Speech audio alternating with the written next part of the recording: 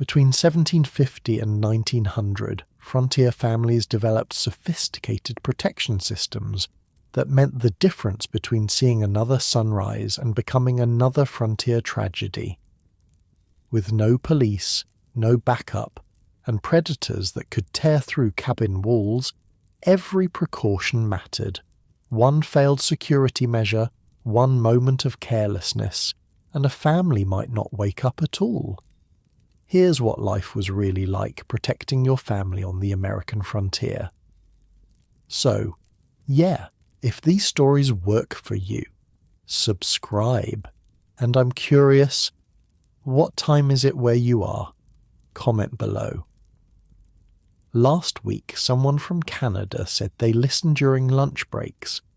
Not judging, just wasn't expecting that. We're heading to the American frontier in a minute. First, though, get comfortable. Seriously, take a second. Adjust whatever needs adjusting. You're not going to want to move once we start. Your eyes snap open to darkness. Complete darkness. The kind of darkness you've never experienced in your life. No streetlights. No ambient glow from electronics. No headlights passing by outside. Just black. The hard-packed dirt floor beneath your thin straw mattress has leached all the warmth from your body. Your back aches.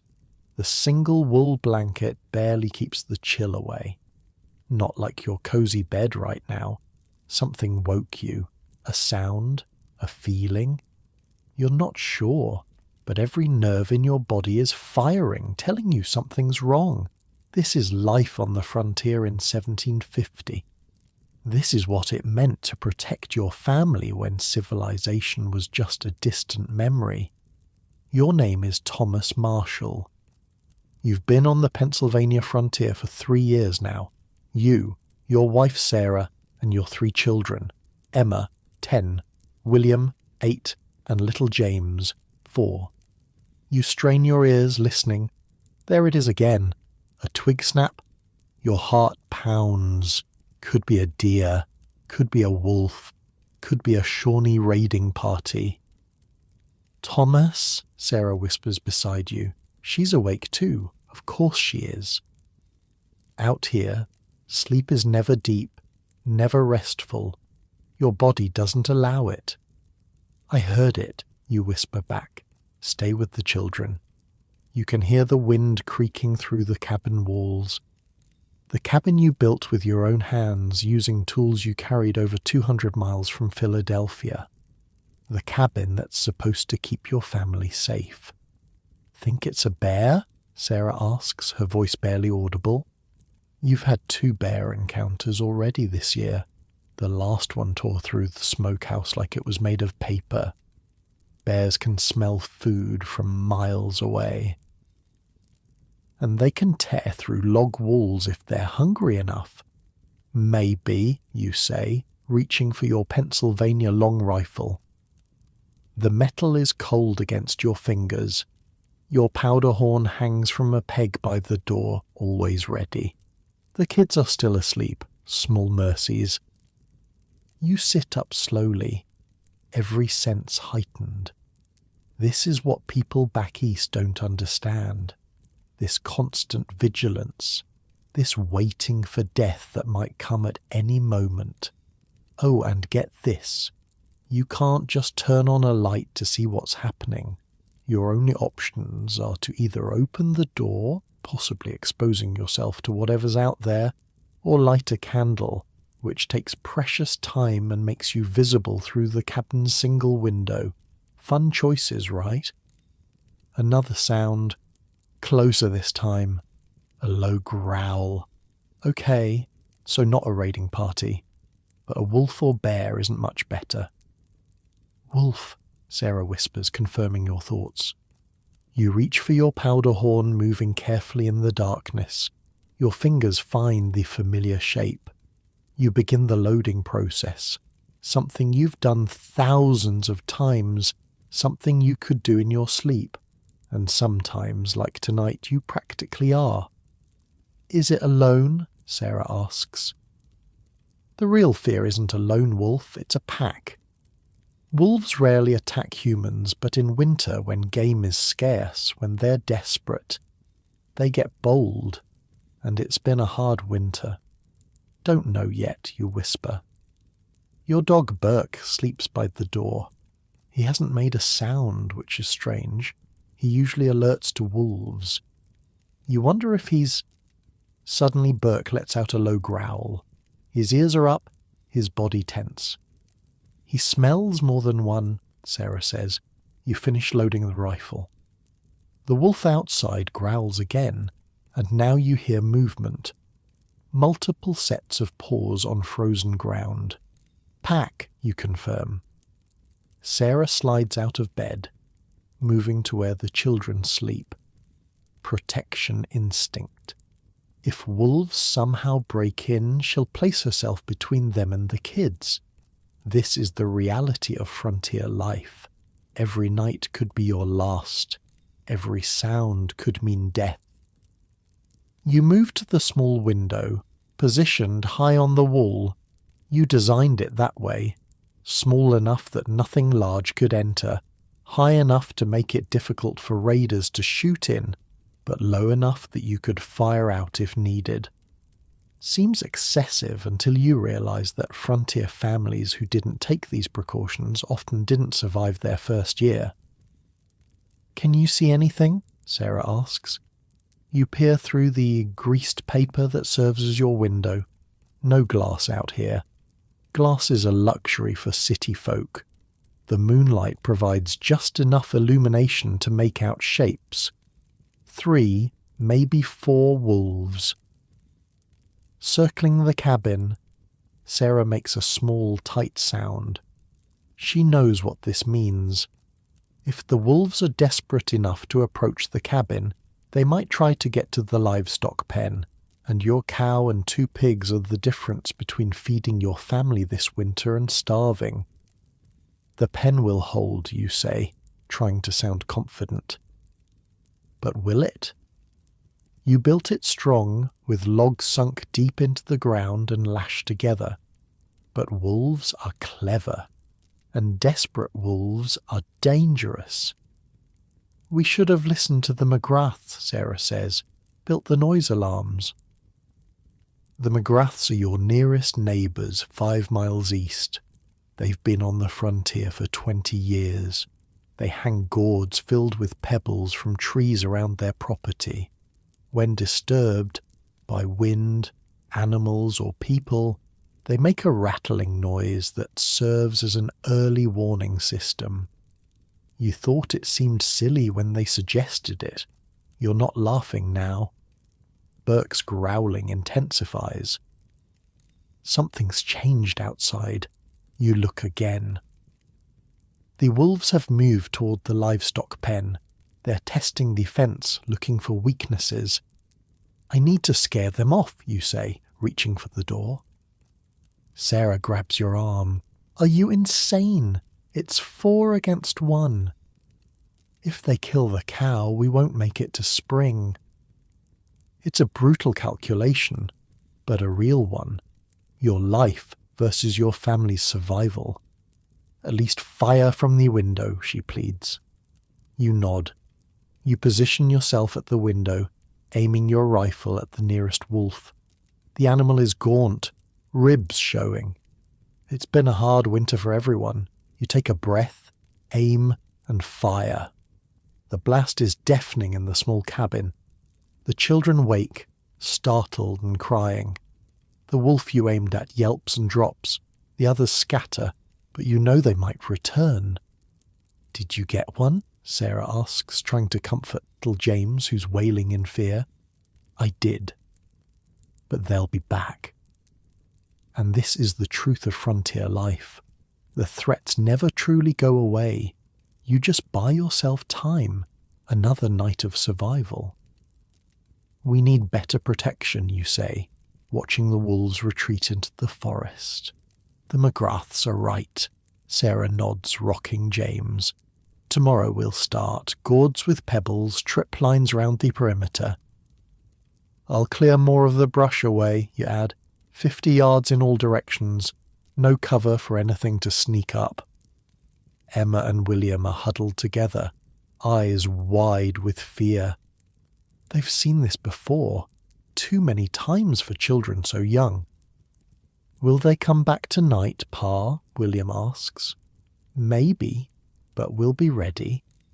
"I'll keep watch with you," Emma offers. At 10 years old, she's already tougher than most grown men back east.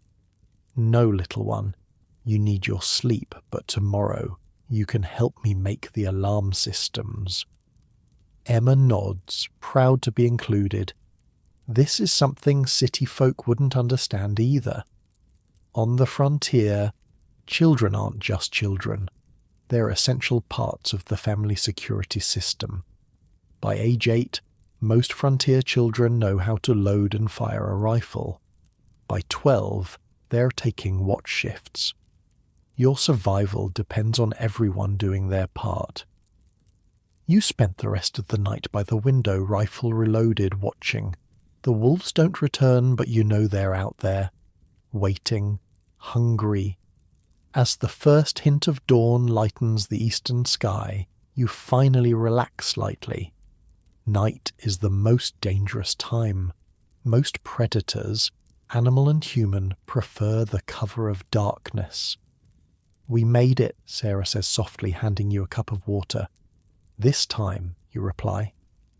Later that morning, you walk the perimeter of your small clearing. The dead wolf lies where it fell. You'll skin it later, waste nothing on the frontier. You study the ground, reading the story written in the dirt and snow. 4 wolves, as you thought.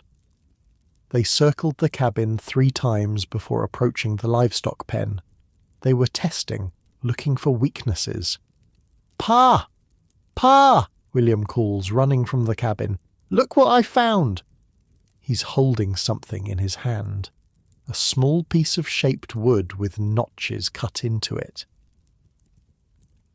"Where did you find this?" you ask, taking it from him. "By the big oak. There's more stuff too." You follow your son to the oak tree at the edge of your clearing. There, half buried in leaves, you find 3 wooden stakes with notches. They're arranged in a pattern that seems deliberate. A cold feeling settles in your stomach. These aren't from animals. "Go back to the cabin," you tell William. "Now." The boy doesn't argue. He's learned that tone means danger. You examine the stakes more carefully. This is a marker. Raiders, whether Native American or white, sometimes leave markers to indicate promising targets. The notches tell others how many people live here, what livestock you have. You've been scouted. The wolves were bad. This is worse. You gather the stakes and return to the cabin. Sarah takes one look at your face and knows. "What is it?" You show her the stakes. "We've been marked." Her face pales. "Raiders?" "Most likely. We need to prepare." And just like that, your family's entire focus shifts. The frontier doesn't allow for panic or despair, only action. Emma, collect as many gourds as you can find in the root cellar, you instruct. William, gather small stones, about the size of your thumbnail. Sarah is already moving, checking your ammunition supply. "I'll start clearing the brush," you say. "We need clear sight lines in all directions." This is frontier life in 1750. This is how families survived, or didn't. By midday, you've cleared another 10 yards of brush around the cabin. Emma and William have prepared a dozen gourds with pebbles inside, ready to be hung as alarms. Sarah has inventoried your supplies and moved essential items to the small root cellar, a last refuge if the cabin is overrun. As you work, you keep thinking about the McGrath's other security measures, tripwires between trees, a system for communicating with neighbours miles away. hiding places for weapons and supplies. You'd thought them paranoid. Now you understand. On the frontier, paranoia is just good sense. That night you hang the first of the gourd alarms. They look strange, dangling from tree branches, but their purpose is deadly serious. Any disturbance will cause them to rattle, giving you precious seconds of warning. "Will it be enough?" Sarah asks as you return to the cabin. "No," you answer honestly, "but it's a start." You take the first watch sitting by the window with your rifle across your lap. The children sleep fitfully. Burke lies by the door, alert and tense. This is just the beginning. In the coming days, you'll create more security systems, tripwires with more noisemakers, a better reinforced door, designated firing positions, a rotation so someone is always on watch. Because out here, between civilization and wilderness, a family's survival depends on their ability to detect, deter, and defeat threats using only what they can make with their own hands. The night stretches long before you. In the distance, wolves howl. Closer, one of your gourd alarms rattles in the wind. Or is it the wind? You raise your rifle, peering into the darkness, and wait. This is the frontier. This is survival. This is just the beginning of your family's fight to see another dawn. And all across the American wilderness, thousands of other families are doing exactly the same thing tonight. Creating protection systems, standing watch, listening to the darkness, fighting to survive until morning. And as you sit in your comfortable bed, safe and warm, consider this. The security systems developed by these frontier families were more sophisticated and effective than many modern alternatives. Born of necessity and refined through blood and loss, they represent one of the most remarkable achievements of American frontier life.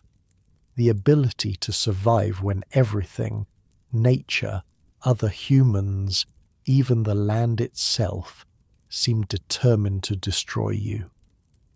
Sleep well, you've earned it, but maybe keep one ear open, just in case. The next morning you're up before dawn. Sleep isn't really sleep on the frontier, it's just waiting with your eyes closed. 25 years have passed since that night with the wolves. It's now 1775, and the frontier has pushed westward. Your family moved with it, settling in western Pennsylvania closer to Fort Pitt. Your children have grown. Emma married a trapper named John and lives 10 miles north. William helps run the homestead. James, no longer little, stands nearly as tall as you. And the threats, they've evolved too. The cabin you've built here is twice the size of your first. Experience has made you a better builder, a better settler, a better survivor. "Pa, the eastern line is set," James calls, walking back from the tree line. At 29, he's sturdy and weathered, like most frontier men. His rifle rests casually across his shoulders. "Any signs?" you ask, looking up from the wooden stake you're sharpening. "Nothing fresh, but I found deer tracks near the creek," you nod. Deer are good, both for food and as an early warning system. Deer sense danger before humans do. If they suddenly bolt, something spooked them. "Think it's gonna work?" James asks, eyeing the elaborate wire system you're installing.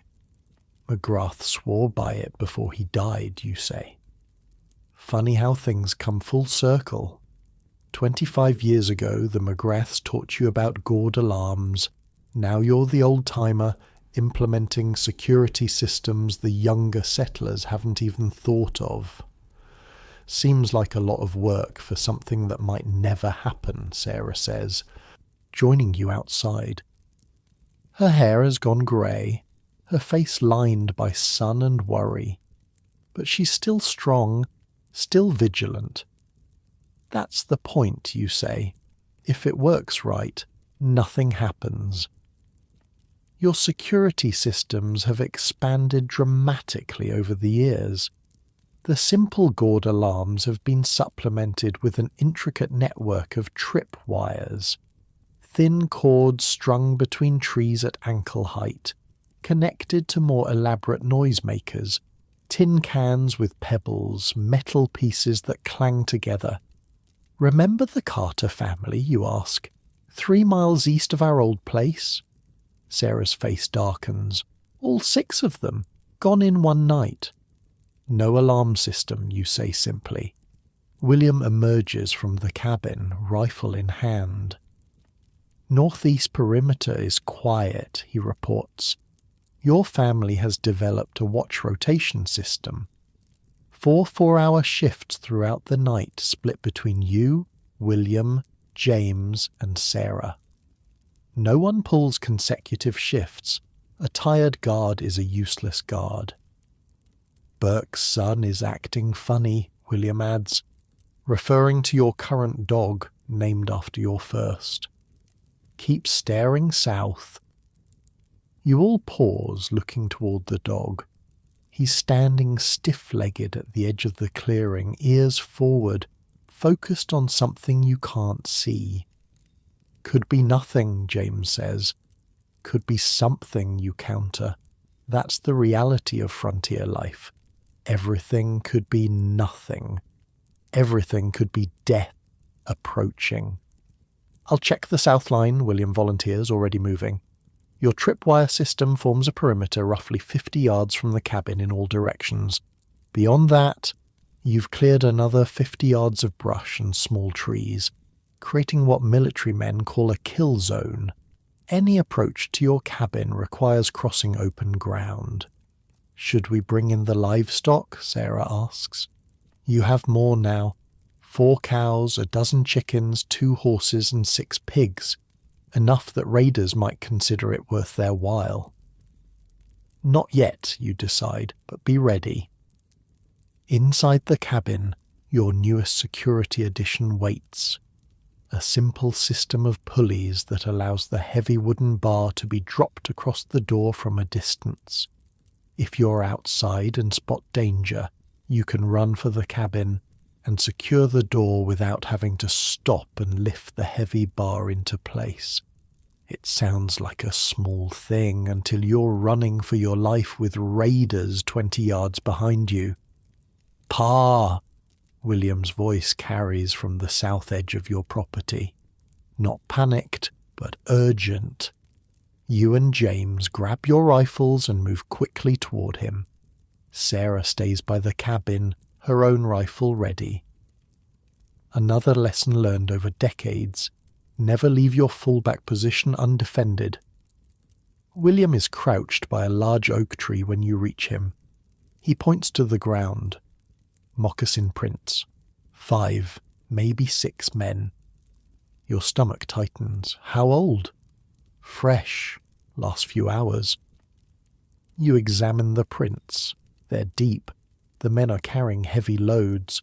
Probably weapons and empty packs they intend to fill with plunder. Your plunder.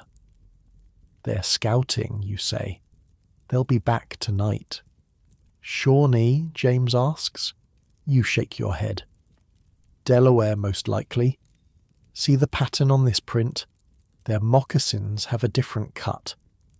This knowledge, being able to identify not just that danger is coming, but what kind, is the difference between life and death on the frontier.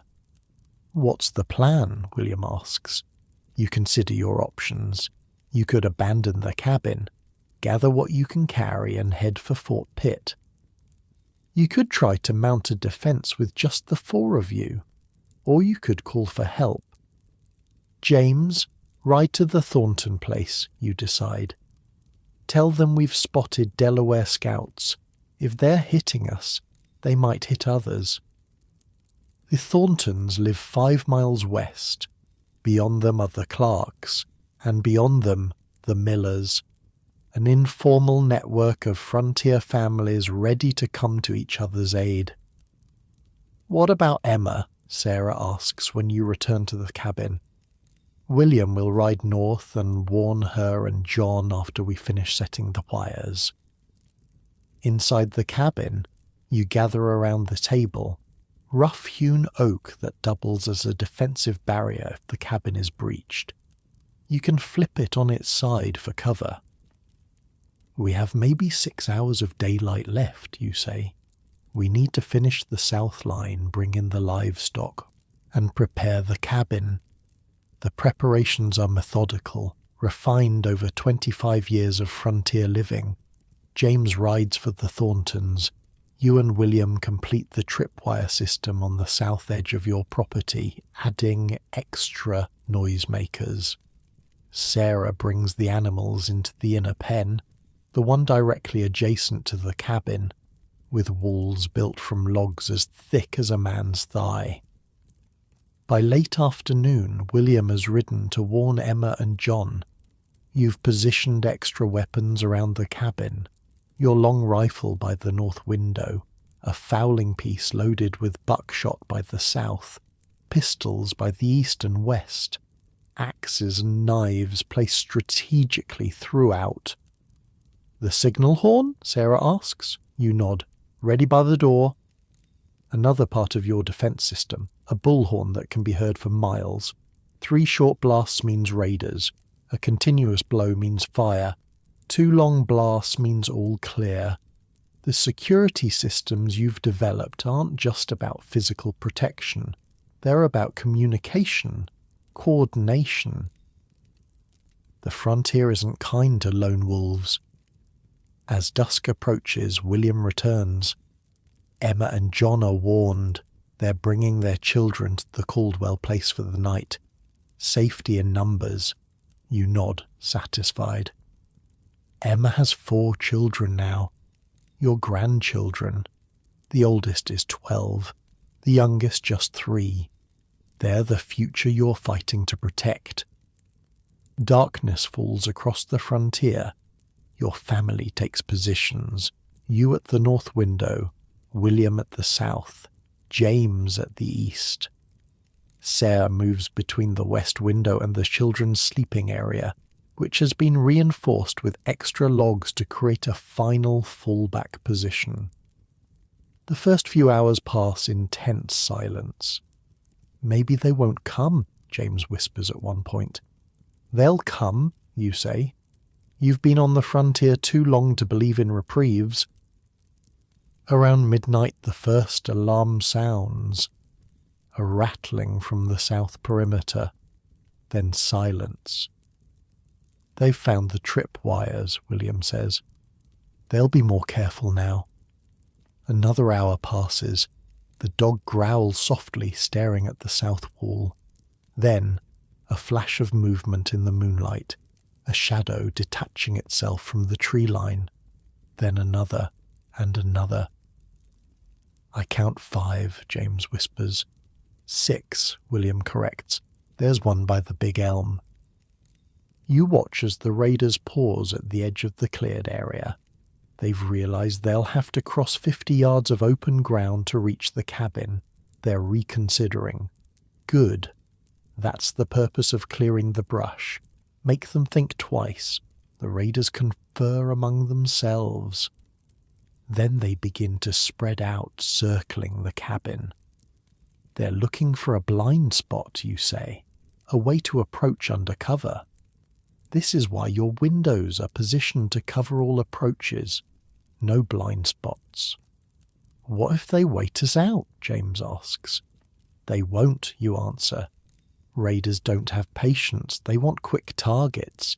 If we make it difficult, they'll move on to easier prey." It's a harsh truth of frontier life. Your security isn't just about keeping danger out. It's about making yourself a less appealing target than your neighbours.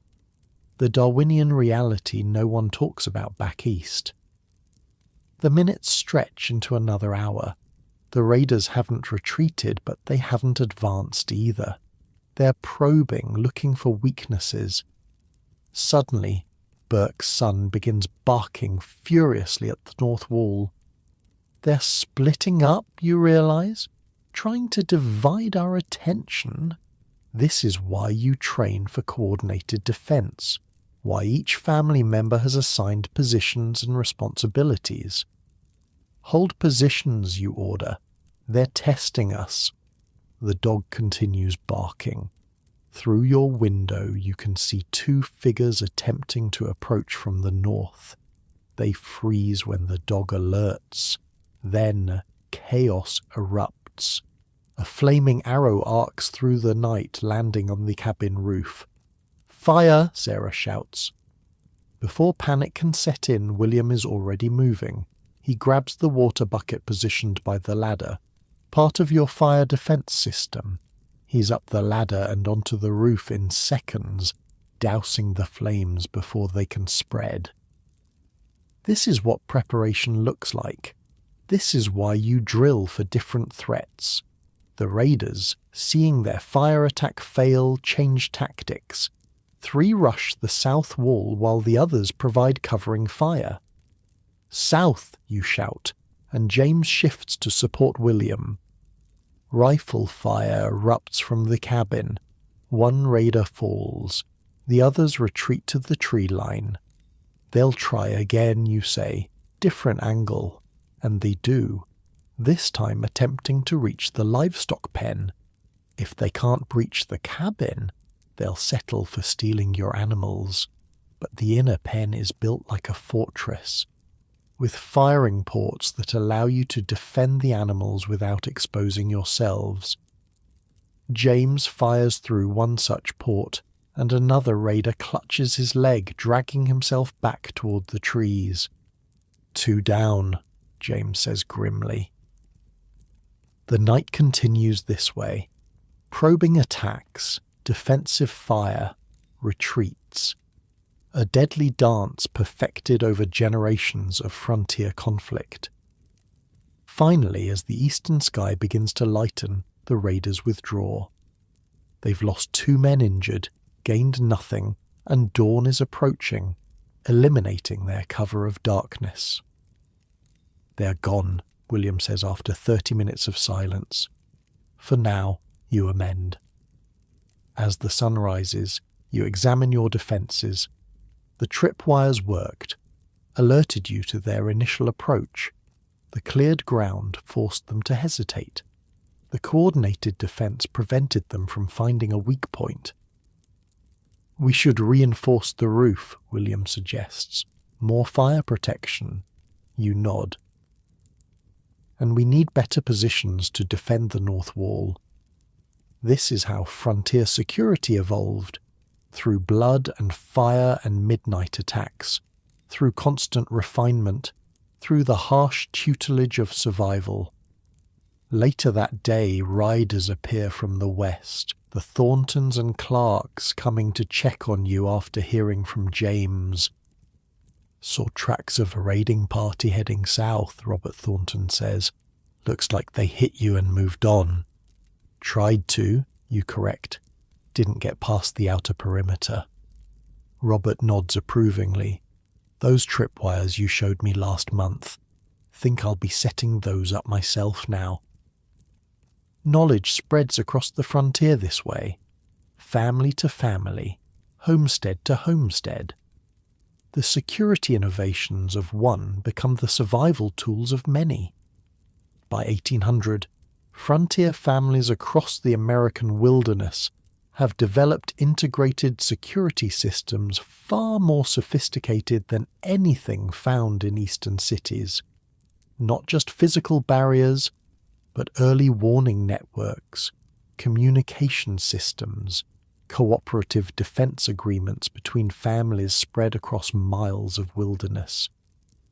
Your own system continues to evolve. The tripwires become more elaborate, with different types of noisemakers to indicate which section of your perimeter has been breached. The animal sentinels, dogs, geese, even chickens, are positioned strategically to provide overlapping alerts. You develop hidden caches of weapons and supplies buried at intervals around your property. If you're forced to flee the cabin, you won't have to run empty-handed. Sarah creates a system of mirror signals that can communicate with Emma's cabin on clear days, allowing for warnings without risking a messenger. The children learn that survival isn't just about shooting straight or building strong walls. It's about eyes that notice broken twigs and disturbed earth, ears that distinguish between the wind and footsteps, instincts honed by years of balancing on the knife edge between life and death. Sometimes I wonder what it would be like, Sarah says one evening, to sleep through the night, to not listen for alarms. You take her hand.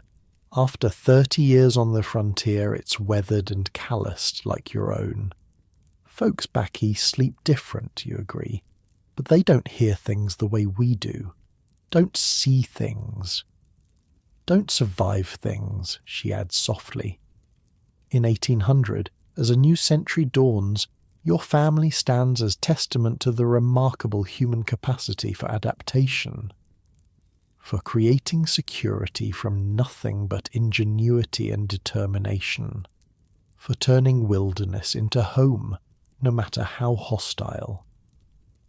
Your early warning systems, the tripwires, animal sentinels, and noise alarms, have become the difference between life and death countless times, not just for your family, but for others who have learned from you. As the frontier continues to push westward, these systems will evolve further, but their foundations, the principles discovered through blood and loss by families like yours, will remain. The frontier has no patience for theoretical security, only what works, only what keeps you alive until dawn. And as you sit in your comfortable modern bed, without tripwires or rifle by your side, consider this. The security you enjoy was purchased by generations who created protection systems from nothing but necessity and raw materials, who lay awake listening for alarms that meant the difference between life and death. Your family survived because you learned to hear danger before it arrived, to create warning systems that could detect threats in complete darkness, to transform common objects, gourds, wire, tin cans, into sophisticated alarm networks. This is the legacy of frontier security, not just survival, but innovation born of desperate necessity. The tripwires remain set as darkness falls again. The dog lies alert by the door. The watch rotation continues, an unbroken vigil stretching across decades of frontier nights. Listening for the sound of danger, waiting for the alarms, standing guard while others sleep, dawn breaks over a different frontier. The year's 1820, and you're no longer in Pennsylvania. The westward push has brought your family to the Ohio Territory, where the land is richer, but the dangers are greater. You're 70 now, your hands gnarled with arthritis, your eyes not as sharp as they once were. But your mind is a vault of survival knowledge earned through blood and vigilance. Your son William runs the homestead now, with his wife Mary and their 5 children. James moved further west years ago, seeking new lands in Kentucky. Emma and her family settled 20 miles north, where the hunting is better. The cabin you helped William build here dwarfs anything from your early days. It's not just bigger, it's a fortress disguised as a home. Grandfather, look what I found! 8-year-old Thomas, your grandson named after you, runs across the yard holding something in his hands. Careful there, you caution. Even at 70, you scan the tree line automatically. Open ground is dangerous ground. Thomas reaches you, breathless with excitement. In his hands is a small carved wooden fox. Uncle James sent it. The messenger brought letters too. You take the carving, admiring your younger son's handiwork. Your uncle always had clever hands. Father says I can help set the new wall spikes today, Thomas says proudly. You nod. Think you're ready for that responsibility? Yes, sir, he says, standing straighter. I've been practicing with the small hatchet like you showed me. From the cabin, William emerges, carrying a bundle of sharpened stakes. At 45, he's the image of you in your prime, weathered, vigilant, capable. The frontier shapes men a certain way. Pa, you shouldn't be sitting out in the open like this, he scolds gently. You chuckle. Can't ambush me if I can see him coming. This is your legacy. Not just the physical security systems you've developed over 7 decades, but the mindset, the constant awareness, the preparation for threats that may never come but will certainly kill you if you're not ready. Come see what we're adding to the north wall, William says, helping you to your feet. The north wall isn't the cabin wall, it's the palisade, a 10-foot barrier of sharpened logs encircling the entire homestead.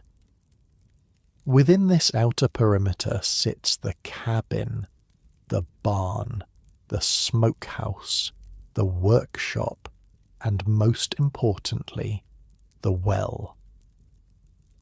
The palisade is your first line of physical defense after the early warning systems. The logs are set 3 feet into the ground and rise another 10 feet above it. Each log is sharpened to a wicked point at the top, making it nearly impossible to climb over without serious injury.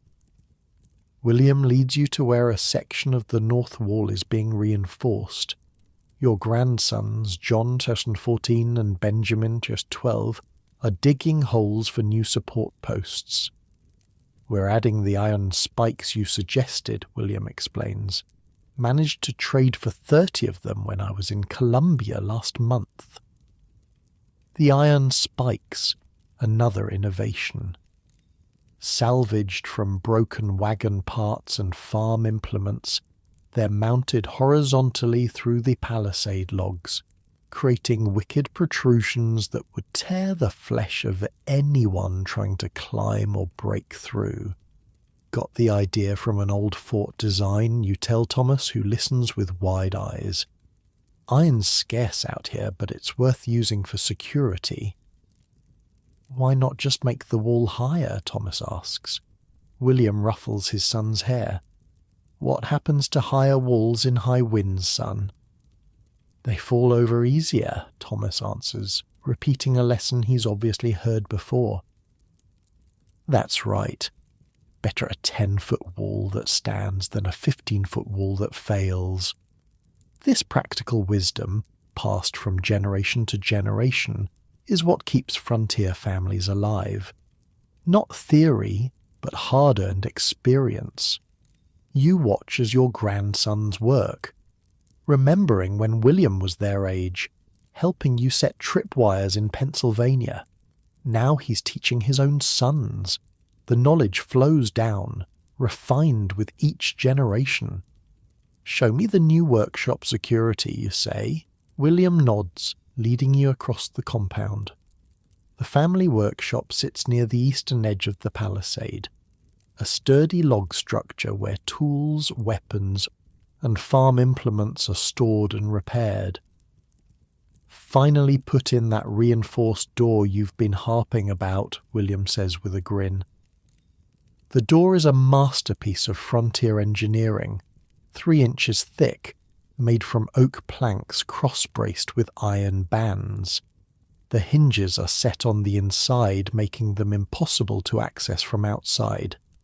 Most impressively, the locking mechanism is a complex iron bar system that secures the door at 3 points, top, middle, and bottom. Doubt even a cannon could get through that, you say approvingly. That's not even the best part, William says. He leads you inside and points to the floor. Show your grandfather what you helped build, John. Your oldest grandson grins proudly, stomping his foot twice on a seemingly ordinary section of the plank floor. On the second stomp, a hidden catch releases and a trap door swings open, revealing a ladder descending into darkness. Root cellar, you ask? Better, William says. Come see. Carefully, you descend the ladder, your old bones protesting. At the bottom, William lights a candle, revealing not a simple root cellar, but an underground chamber nearly 20 feet long and 10 feet wide, the walls reinforced with timber supports. Sweet Lord, you breathe. How long did this take you? 3 months, working nights, William says proudly. The boys and I dug it out while the women kept it secret. Wanted to surprise you. The chamber contains shelves stocked with preserved food, water barrels, ammunition, spare weapons, medical supplies, everything a family would need to survive if the cabin above was overrun or destroyed. There's more, William says, leading you to the far end of the chamber. He pushes aside a stack of empty barrels, revealing another smaller tunnel. Goes all the way to the spring beyond the south palisade. If we're ever completely surrounded, we can escape underground. You run your hand along the roughly hewn tunnel entrance, marvelling at the ingenuity. In your 50 years on the frontier, you've never seen a more complete defensive setup. William, you say, your voice thick with emotion. Your mother would be proud. Sarah passed 5 winters ago. She never saw this place, this culmination of the security principles you both developed over decades of frontier life. Learned from the best, William says simply. Back above ground, you tour the rest of the compound's defences. The cabin itself is a masterpiece of defensive architecture. The logs are nearly a foot thick, chinked with clay mixed with animal hair for strength. The few windows are small and set high in the walls, allowing light while making it difficult for attackers to shoot in or climb through. Remember that family near Fort Pitt, you ask William. The Nortons? William nods grimly. Raiders shot through their windows while they slept. All dead before they knew what happened. Big windows, you say, facing the tree line. Thomas, who has been trailing along, listens with wide eyes. Is that why our windows are so small, grandfather? That's right, you confirm. Small targets are harder to hit. Outside the cabin, William shows you their newest innovation. Angled wooden deflectors above each window and door. If attackers try to set fire to the roof by shooting flaming arrows, the deflectors will direct them away from the structure. Mary's idea, William says, nodding toward his wife who's hanging laundry nearby. After we heard about the Thompsons losing their place to fire. Mary waves, then returns to her work. One eye always on their palisade wall, one ear always alert for alarm signals. Frontier women aren't just helpmates, they're essential components of the family security system. She's a good woman, you say. Smart. Saved our lives last winter, William agrees. Spotted those wolf tracks before anyone else.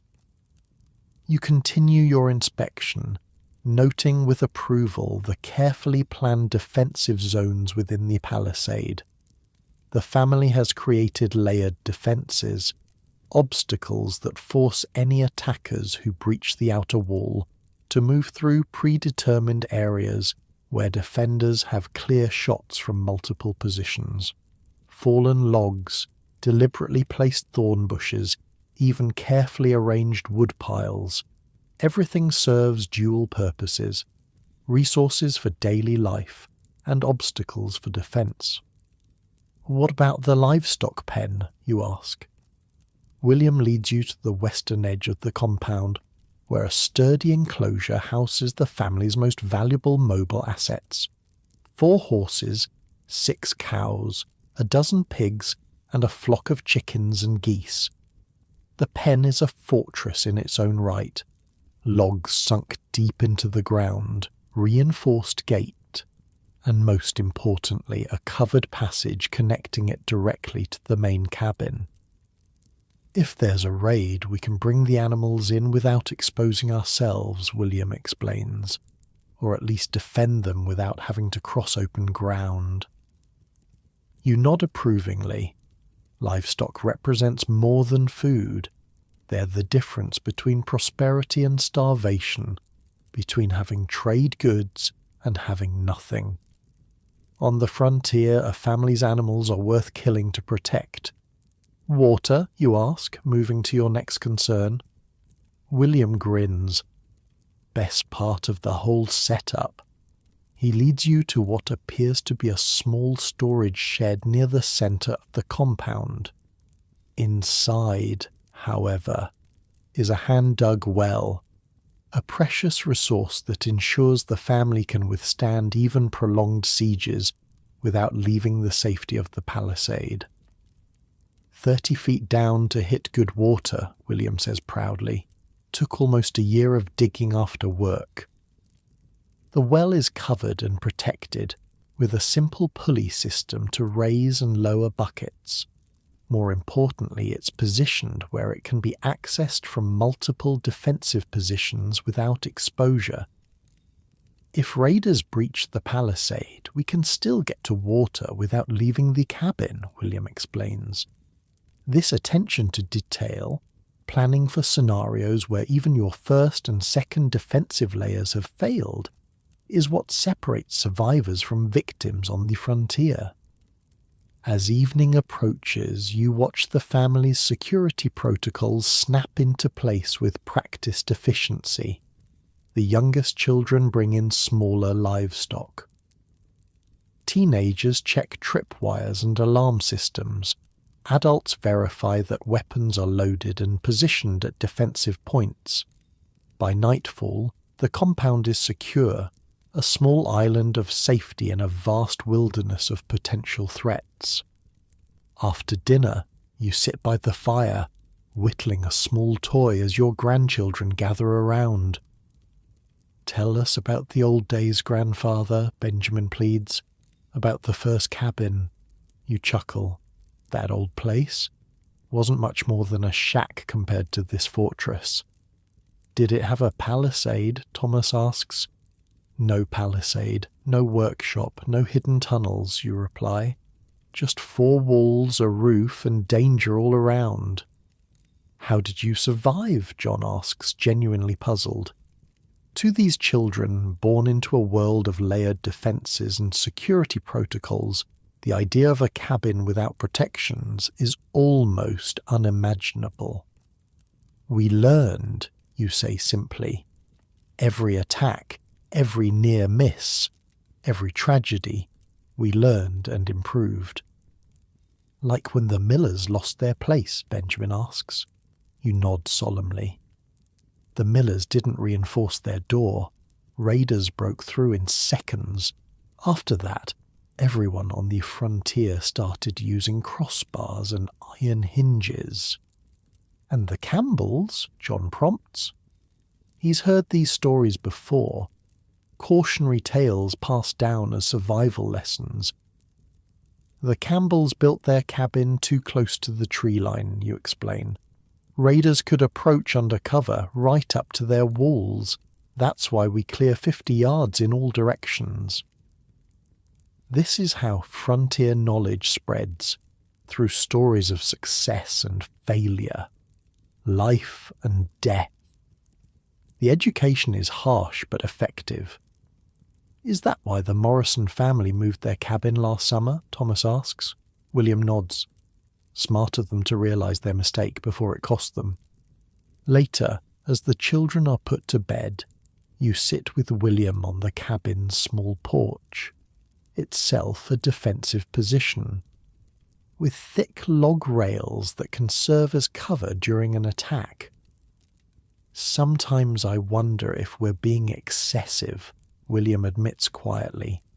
All these defences, all this preparation, and we've only had 3 serious threats in 10 years. You lay a hand on your son's shoulder. We've only had 3 serious threats because of these defences. The preparedness is what keeps us safe. Raiders and predators look for easy targets. William nods, understanding. This is the paradox of frontier security. The more effectively you prepare, the less likely you are to face danger. But any lapse, any moment of complacency can be fatal. The children have never known anything different, he says, watching as a fox darts across the clearing beyond the palisade.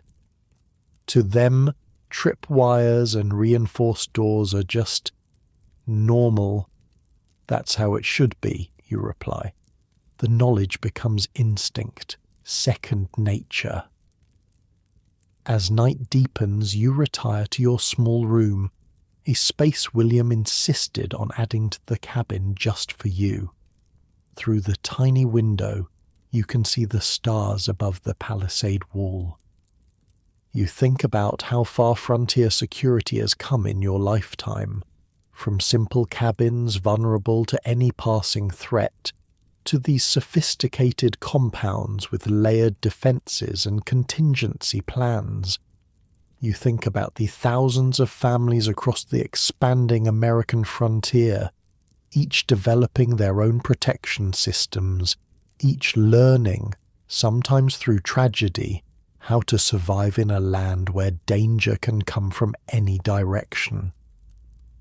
The physical barriers pioneered by your generation, the palisades, reinforced cabins, defensive architecture, have transformed frontier life. They've created safe zones where families can not just survive, but thrive. As sleep approaches, you hear the familiar sounds of the night watch changing. William handing over to his oldest son John, the quiet murmur of instructions, the careful checking of weapons. The vigil continues, as it has for 70 years of frontier nights, the protection systems you helped develop standing between your family and the darkness beyond, and you rest easier knowing that the knowledge hasn't been lost. It's been passed down, improved upon, expanded. Your grandchildren will survive because they've been taught to build not just homes but fortresses, not just shelters, but survival systems. This is your true legacy, not the land or the cabin or even the palisade wall, but the knowledge, the security principles that will keep your blood alive for generations to come. In the darkness, an owl calls. The dog shifts but doesn't bark. All is secure, all is well for tonight. The wagon creaks under the weight of your belongings as you guide the oxen across the open prairie.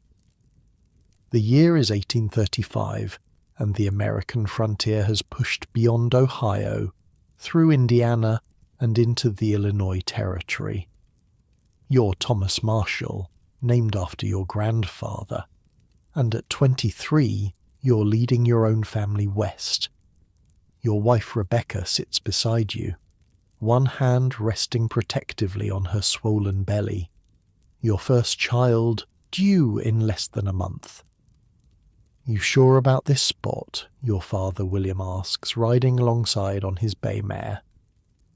At 60, he's still strong enough to make this journey with you, to help establish your homestead before returning to Ohio. I'm sure, Pa, you reply, pointing toward a distant rise. Creek runs along the south edge, good timber on the north slope, high ground with clear sight lines. William nods approvingly. The security considerations come automatically to you, ingrained since childhood. You don't just see land, you see defensive positions, resource access, threat vectors. Good choice, he says, though I still think you should have stayed in Ohio. You understand his concern. A new baby coming, new territory with unfamiliar threats. But you've prepared for this moment your entire life. Got grandfather's journals, you say, patting the leather satchel tucked beside you. Every lesson, every improvement, every mistake. 3 generations of frontier knowledge. Those journals, your most prized possession. Thomas Marshall Sr. began recording his security innovations in 1760, documenting each improvement and the reasoning behind it. William continued the tradition. Now, the responsibility falls to you. By mid-afternoon, you reach the site. Just as you envisioned, a gentle slope with the creek providing water to the south, a stand of hardwood trees offering building materials to the north. Open prairie surrounds the rise, giving you clear visibility in all directions. Prairie's different from forest, William cautions as you begin unloading the wagons. Different threats, different protections needed. I know, Pa, you say. Less cover for raiders to approach, but also less material for palisades and barriers. This is the evolving challenge of frontier security, adapting proven systems to new environments. What worked in the forests of Pennsylvania and Ohio needs modification for the open expanses of Illinois. The first night, you establish a basic camp, wagons circled, a small fire for cooking, rifles close at hand. Even before building shelter, you set simple alarms, tin cans with pebbles strung on ropes between the wagons. Just like grandfather taught, you tell Rebecca as she watches you work. She nods, one hand still on her belly. The baby kicked when you said that. I think he approves. This is the reality for frontier women, preparing to bring new life into a world of constant danger. Rebecca understands the stakes. She grew up on the Ohio frontier, daughter of a family that survived the 1815 raids. She knows what happens to the unprepared. For 2 weeks, you and William work from dawn until dusk, establishing the core of your homestead.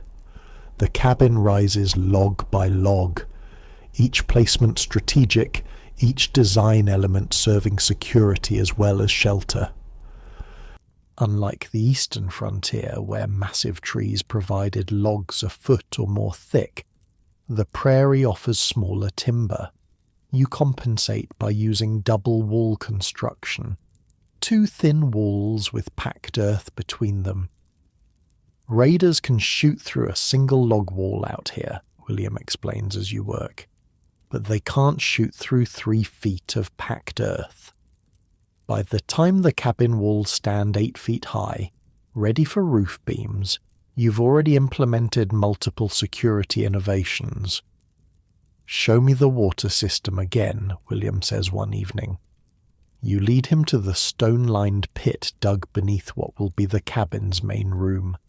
A covered cistern fed by a narrow channel leading from the creek. Diverted part of the stream, you explain? Small enough flow that it won't be noticed from outside. Gives us internal water access even if the main creek is watched or contaminated. William examines the stonework approvingly. Better than what we had in Ohio. Where'd you learn this? Grandfather's journals. He wrote about a family near Fort Pitt who dug something similar. Raiders poisoned their open well with a dead deer. This prevents that. The cistern is just one of many resource protection systems you've incorporated. The root cellar, dug deep and lined with stone, features hidden compartments for storing valuables and emergency supplies. The food storage area includes specialized containers designed to keep grain free from rodents and insects. critical for surviving winter when new supplies can't be obtained. "What about livestock?" William asks as you walk the perimeter of your half-built homestead. You point to the southern slope, where a shallow depression offers natural shelter.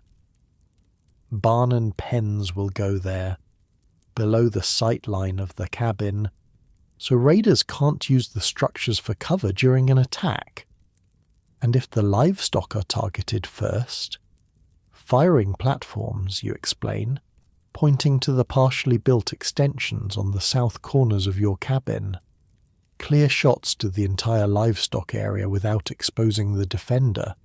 William nods, satisfied. You've thought this through.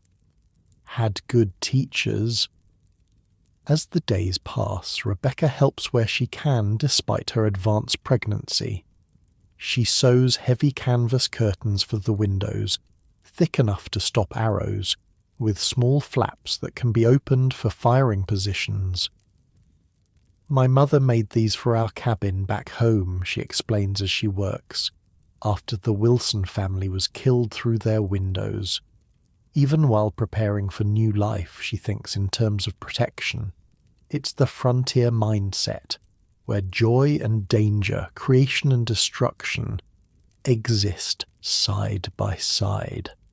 One morning, you wake to find Rebecca already up, standing in the doorway of the unfinished cabin.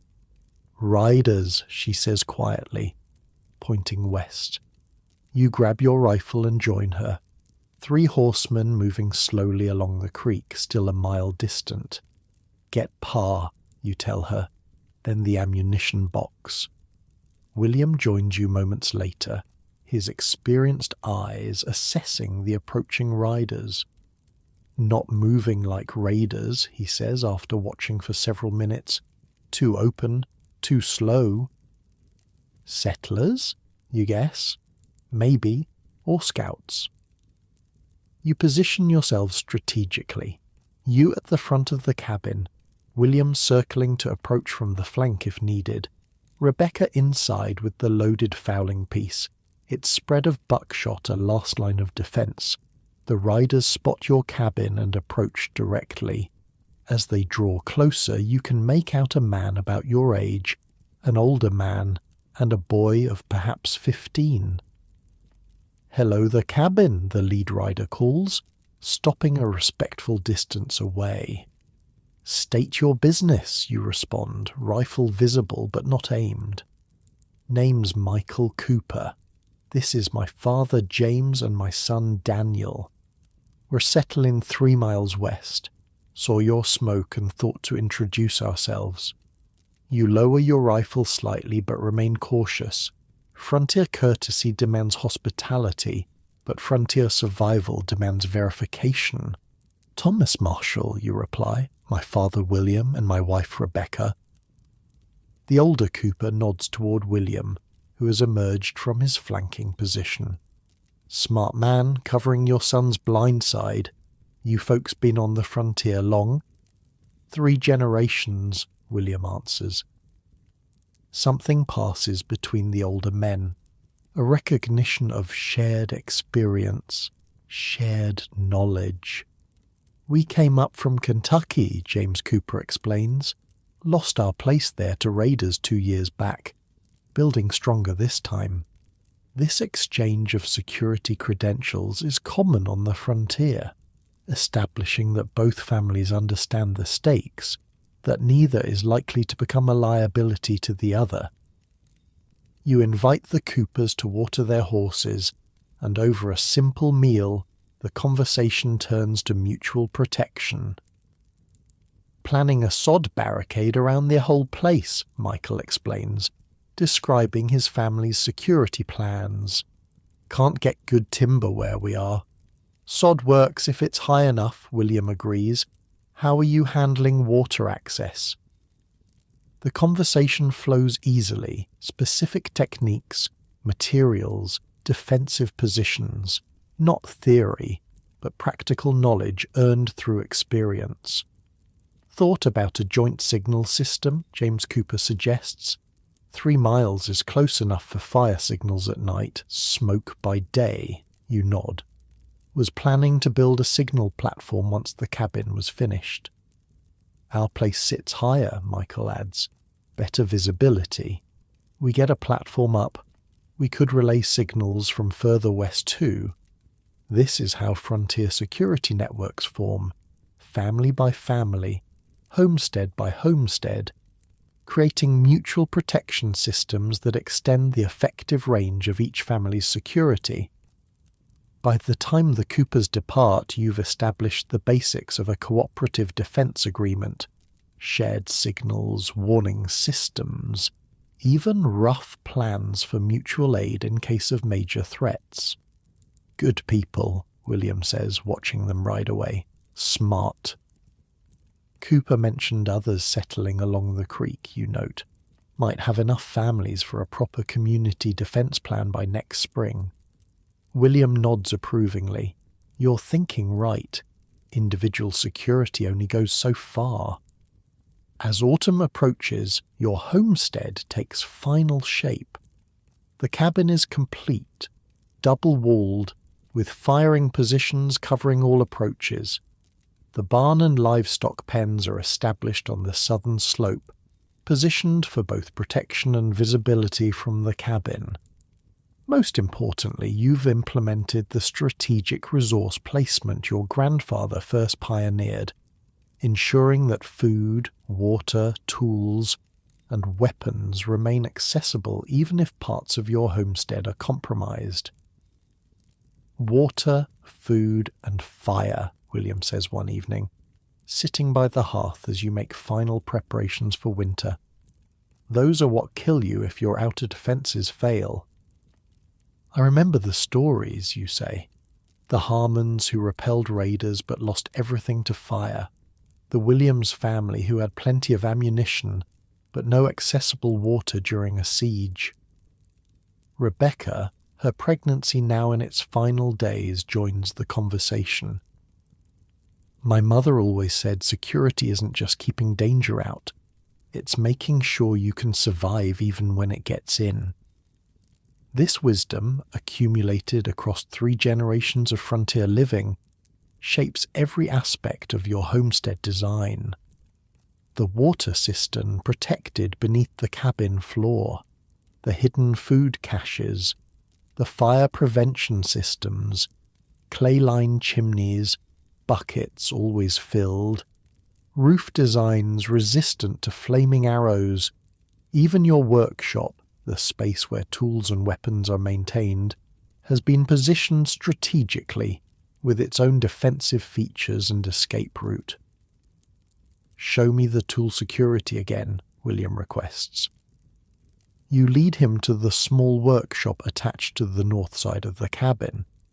Unlike traditional designs, where tools are simply hung on walls, your workshop features locked cabinets for the most valuable items, backup storage for essential tools, and most importantly, a hidden floor compartment containing duplicate tools for critical functions. If raiders take the obvious tools, we still have backups, you explain. Can't replace a good axe or saw out here. William runs his hand along the workbench, noting the clever design that allows it to be quickly flipped and used as a barricade. Your grandfather would be proud, he says.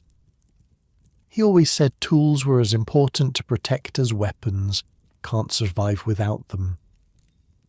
That night, as a prairie storm rolls in from the west, you complete the final security feature, the emergency shutters, heavy wooden panels that can quickly cover every window and firing position, designed to protect against both weather and attacks. Storm shutters that stop arrows, Rebecca observes as you install the last one. Frontier efficiency. You smile. One thing serving many purposes. That's how we... You're interrupted by a sharp intake of breath. Rebecca clutches her belly, eyes wide. The baby, she gasps. It's time. The next 12 hours test your preparation in ways you never anticipated. The storm intensifies, cutting you off from potential help. The baby, your son, seems determined to enter the world as dramatically as possible. His arrival complicated by his position. Through it all, the security systems you've built provide more than physical protection. They provide peace of mind. The storm shutters hold against howling wind. The cistern ensures clean water without venturing outside. The protected food stores mean Rebecca can be nourished during her ordeal. By dawn, as the storm subsides, your son announces his arrival with a lusty cry. William, who has seen enough frontier births to serve as a passable midwife, wraps the boy in a clean blanket. "Strong lungs," he observes. "Good sign out here." Rebecca, exhausted but triumphant, cradles your son. "What shall we name him?" You look at this new life, born into a world of both danger and possibility, and the answer comes naturally. "Thomas," you say. "Thomas Marshall III. William laughs, continuing the tradition. "In more ways than one," you reply, thinking of the journals that will one day pass to this child. 4 generations of security knowledge, the accumulated wisdom that keeps frontier families alive. In the weeks that follow, as Rebecca recovers and the baby thrives, you complete the final elements of your homestead security. The signal platform rises on the cabin's roof, a simple structure allowing communication with the Cooper place 3 miles west. The perimeter alarms extend in concentric circles around your property, tripwires, noisemakers, natural barriers channeling any approach through predetermined zones. By the time winter arrives in full force, your strategic resource placement faces its first test. Not from human raiders, but from the prairie itself. Blizzards isolate your homestead for weeks at a time. Temperatures drop to deadly levels. The security systems you designed for human threats now protect against environmental ones. The double-walled cabin holds heat better than traditional designs.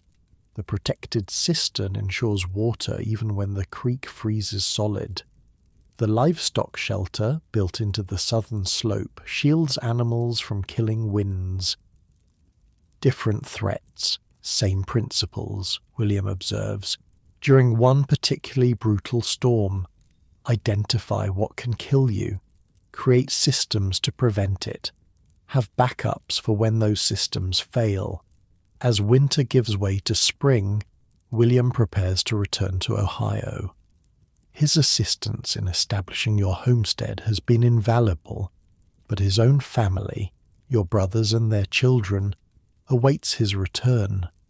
Before he departs, you walk the perimeter together one final time, a father and son assessing the security systems that represent the culmination of 3 generations of frontier knowledge. "You've built something remarkable here," William says as you stand on the rise overlooking your homestead. "Not just a cabin or a farm, a complete protection system." "Had good foundations to build on," you reply. William nods toward the cabin, where Rebecca sits in the doorway with baby Thomas. "And now you've got someone to build on yours." This is the cycle of frontier security. Knowledge passed down, refined, expanded, each generation adding new innovations while preserving the core principles that keep families alive in the wilderness. As William rides east the next morning, you stand with your family, watching until he disappears over the horizon. Your son, barely 4 months old, sleeps peacefully in Rebecca's arms, unaware of the dangerous world around him or the sophisticated protection systems that keep him safe. "He'll learn," Rebecca says, following your gaze to the child. "Just like you did," you nod. and he'll improve on what we've built.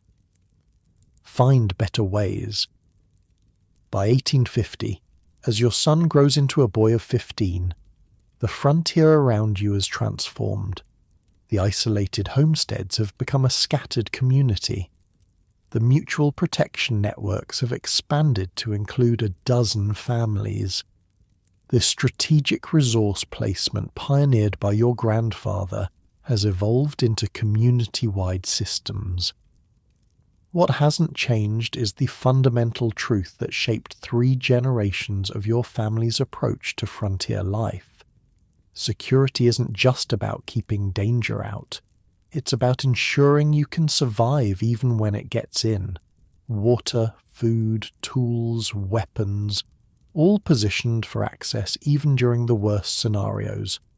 Backup systems for critical resources, multiple escape routes, coordinated defense plans. As your son helps you update the family journals, adding new innovations and lessons, you realize that this knowledge, more than land or possessions, is the true inheritance of frontier families. The strategic systems that transform isolated cabins into survival-ready fortresses, the resource protection methods that mean the difference between life and death when outer defenses fail, the community networks that extend security beyond what any single family could achieve. These are the gifts passed down from Thomas to William to you and now to your son, the 4th generation of a family that has not just survived the frontier, but mastered it. And while you sleep soundly in your comfortable modern bed, consider this. The strategic thinking that keeps you safe today, the backup systems, the resource security, the community protection networks, all have their roots in the innovations of frontier families who created sophisticated protection methods from nothing but necessity and natural materials. The security we take for granted was born in cabins just like yours, developed by families who understood that survival meant thinking beyond the obvious, preparing for the worst, and protecting not just your perimeter, but everything within it that sustains life. This is the legacy of frontier strategic defense. Not just barriers against danger, but systems ensuring life continues even when those barriers fail. The crack of rifle fire echoes across the homestead as Thomas Marshall IV, your 15-year-old son, squeezes the trigger. 200 yards away, the tin can perched on a fence post jumps and falls. Better, you say, watching through the brass spyglass. But you're still pulling right. The year is 1850, and your Illinois homestead has prospered. What began as a single cabin on a prairie rise has expanded to include a main house, barn, workshop, smokehouse, and several outbuildings, all encompassed by a sod and timber palisade. Thomas lowers the Hawken rifle, frowning. Thought I had it that time. Close, you say, collapsing the spyglass. Let's check your stance again. You approach your son, adjusting his posture slightly. Remember what Grandfather William taught me. Rifle shooting isn't just arms and eyes, it's feet, hips, breathing. Thomas nods, repositioning himself. His hands are calloused from farm work, but they handle the heavy rifle with practiced ease. He's been shooting since he was 8, first with a small caliber weapon, gradually working up to the powerful Hawken. Why are we practicing at 200 yards again, he asks. Most shots around here are under 50. Because, you explain, raiders and wolves don't always give you ideal conditions. You practice the hard shots so the easy ones become certain. This is the harsh truth of frontier defense. When weapons become necessary, there's rarely room for error. A missed shot could mean death. not just for you, but for your entire family. Again you instruct, and this time think about your breathing. Exhale halfway, then hold before you squeeze. As Thomas reloads, you glance toward the main house where your wife Rebecca is teaching your daughters, Mary 13 and Sarah 11, to reload cartridges. Even the girls are part of the family's combat readiness system. On the frontier, every person, regardless of age or gender, must be prepared to defend the homestead. "Pa," Thomas says suddenly, rifle still not raised. "What's it like, actually shooting at a person?" The question catches you off guard. Though you've prepared your children for the realities of frontier defense, you've been fortunate. In 15 years on this homestead, you've only had to fire at humans twice, once at raiders who fled after the first shots, and once at a group of deserters during the Mexican War who thought your isolated farm would be easy pickings. You begin, then pause, searching for honest words. It's nothing like shooting at targets. Everything feels slower, louder. Your hands shake no matter how much you've practiced. Thomas listens intently. This isn't idle curiosity, it's practical knowledge he may one day need. "That's why we drill," you continue. "So when your mind is racing and your heart's pounding so loud you can barely hear, your body remembers what to do."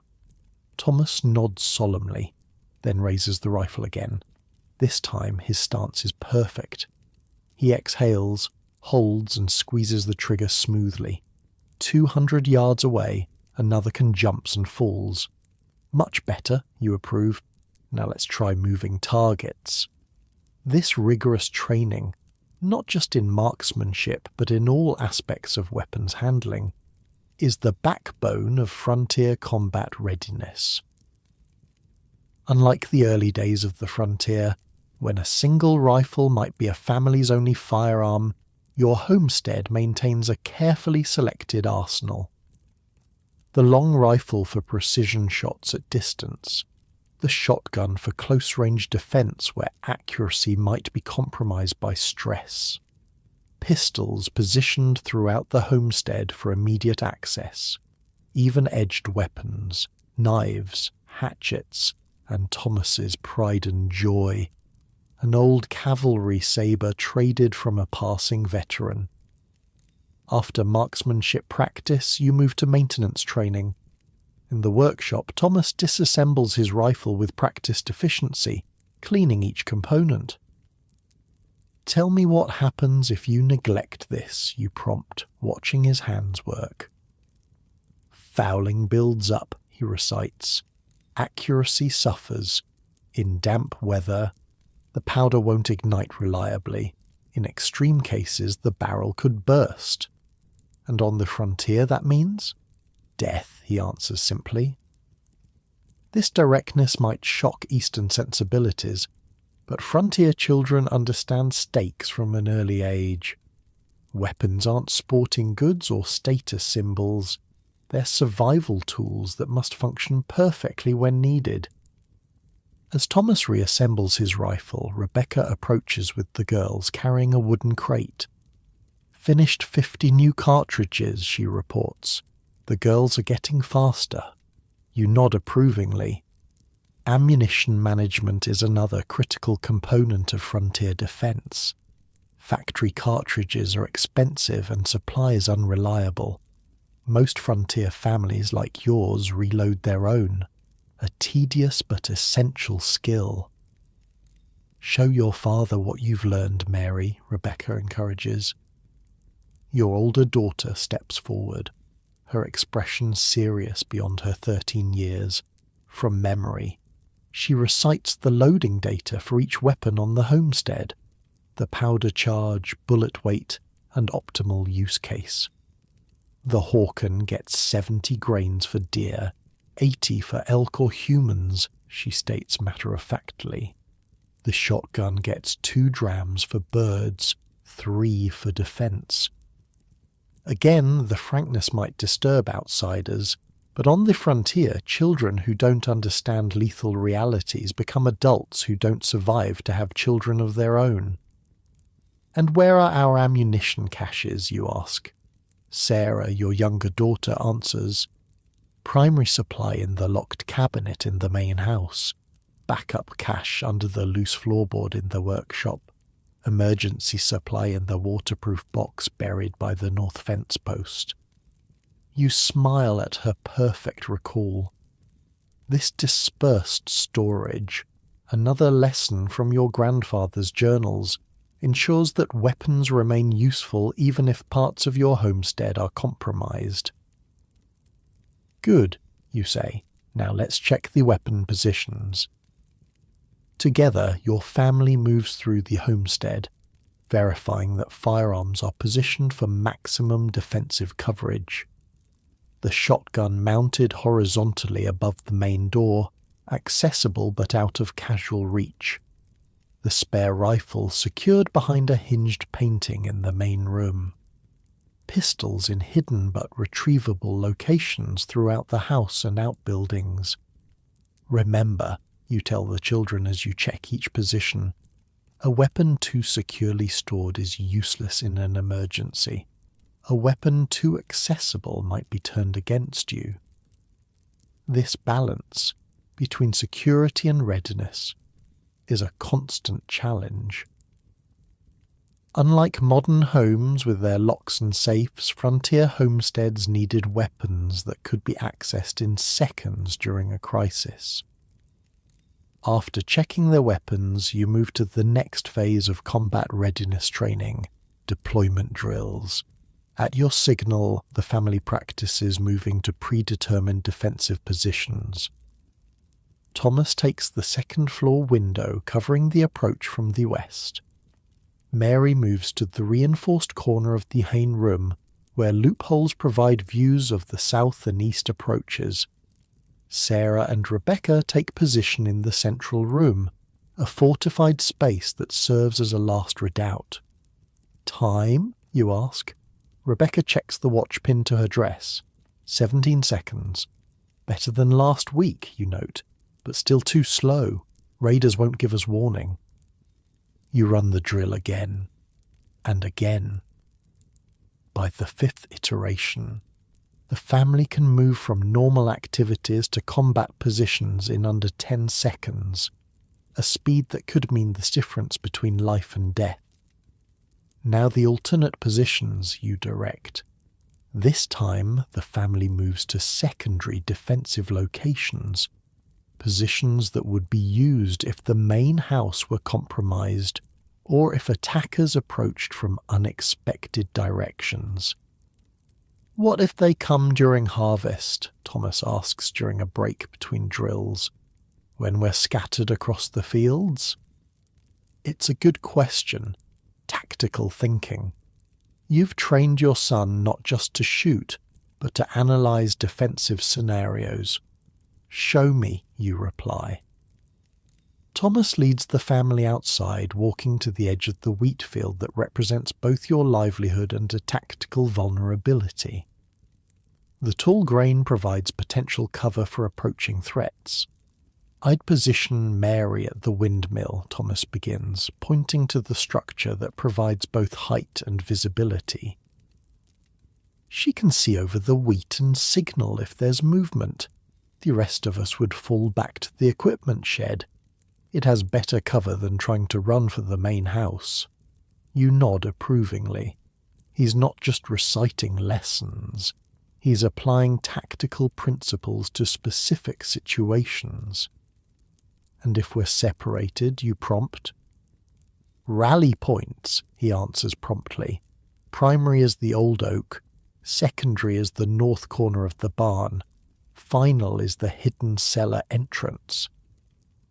These predetermined gathering locations, another innovation refined through generations of frontier experience, ensure that family members can reunite during chaotic situations without exposing themselves unnecessarily.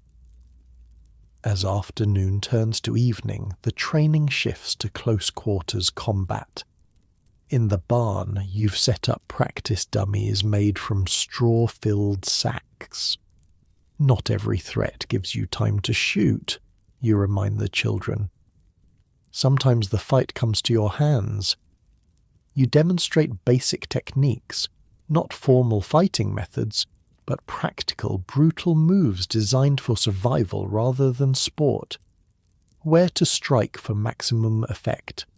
How to use common tools as weapons. How to break free from grips and holds. Thomas, already strong from farm work, picks up the techniques quickly. But you pay special attention to teaching the girls, who lack his physical power but might face the same threats. Remember, you tell Mary and Sarah as they practice breaking holds, you don't need to win a fight. You just need to create enough space to reach a weapon or escape. Rebecca watches from the doorway, her expression a mixture of pride and sadness. This is the reality of raising children on the frontier, preparing them for violence while hoping they never need the knowledge. "Dinner's ready," she announces finally. Everyone wash up. The transition from combat training to family meal happens smoothly. Another frontier skill. The ability to move between vigilance and normalcy, between preparing for the worst and appreciating the present. Over dinner, the conversation turns to the topic Thomas has been curious about for weeks, the psychological aspects of defense. Tobias Cooper says his father keeps human scalps on their palisade posts, he says between bites of stew. Says it scares off other raiders. You exchange a look with Rebecca. The Coopers, your neighbours who settled 3 miles west, have always taken a more aggressive approach to frontier defence than your family. Intimidation has its place, you acknowledge carefully. A reputation for effective defence can prevent attacks, but displays like that can also provoke retaliation. Your grandfather wrote about this, Rebecca adds, referring to the journals. He found that simple demonstrations of readiness, visible guard posts, well-maintained palisades, deterred most threats without creating blood feuds. This balance, between being known as dangerous enough to avoid, but not so provocative as to invite vengeful attacks, is another frontier calculation passed down through generations.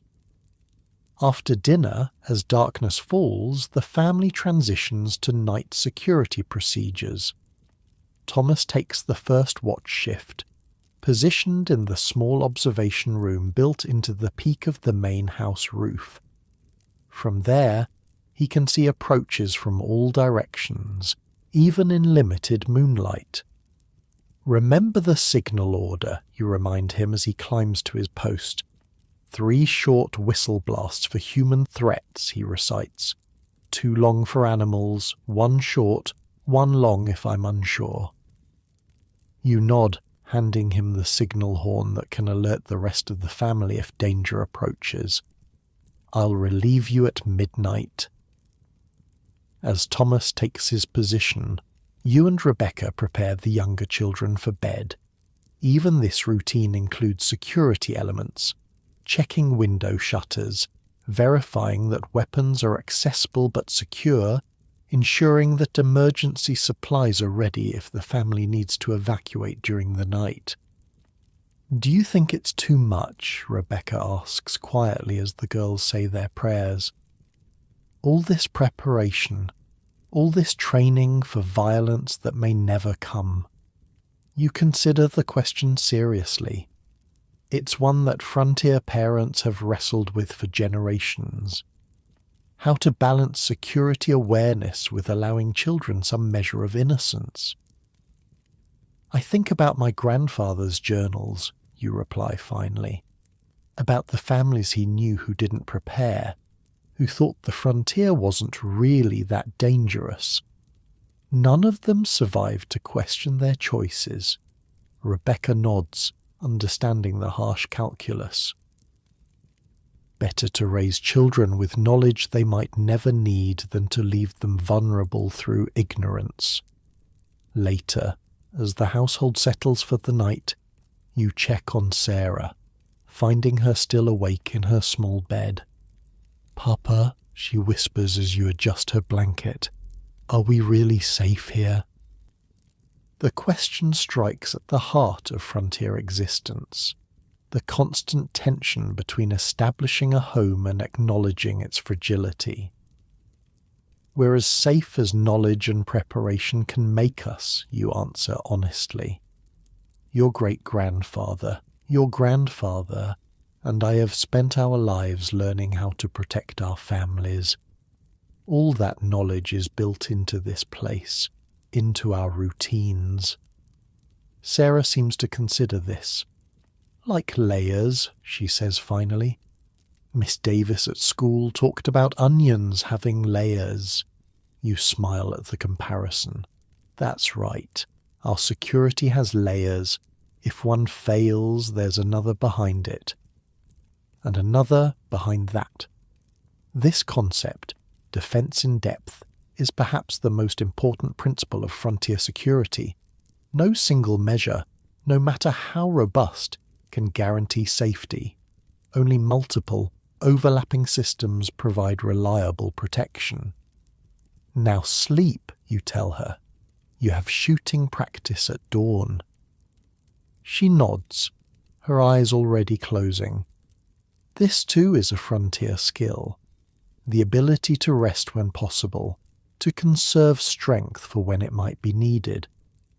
As midnight approaches, you prepare to relieve Thomas from watch duty. Checking your pistol, you ensure it's loaded and the percussion cap is properly seated. A weapon that fails when needed is worse than no weapon at all. Another lesson from the journals. Outside, the Illinois prairie stretches vast under moonlight. Your homestead, a tiny island of human presence in an ocean of grass, seems simultaneously substantial and fragile. The security systems you've built, the combat readiness you've instilled in your family, push back against the wilderness but can never fully tame it. You climb to the observation room, where Thomas has maintained his vigil with the diligence you've taught him.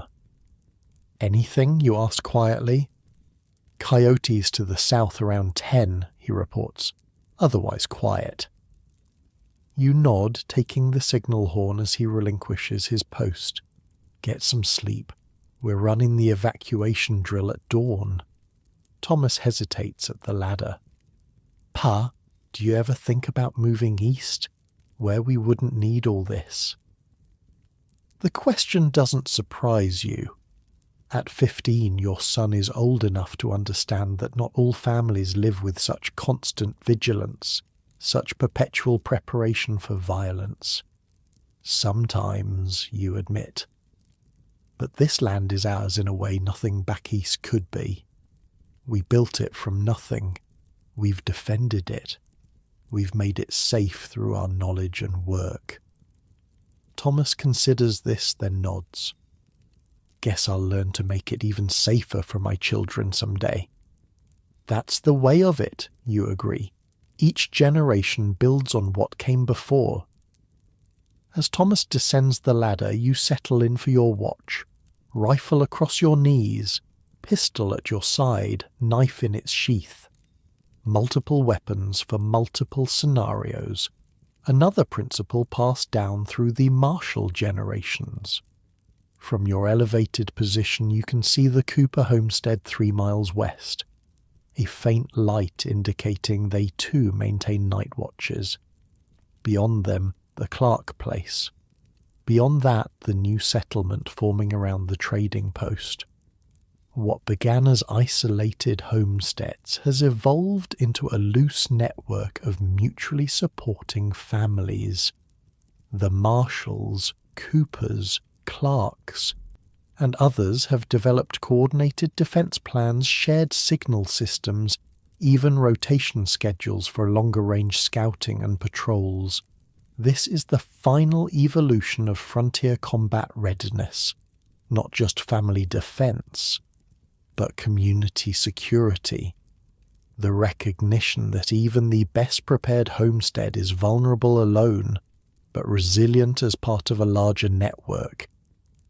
By 1865, as the Civil War draws to its bloody close, the frontier itself has transformed.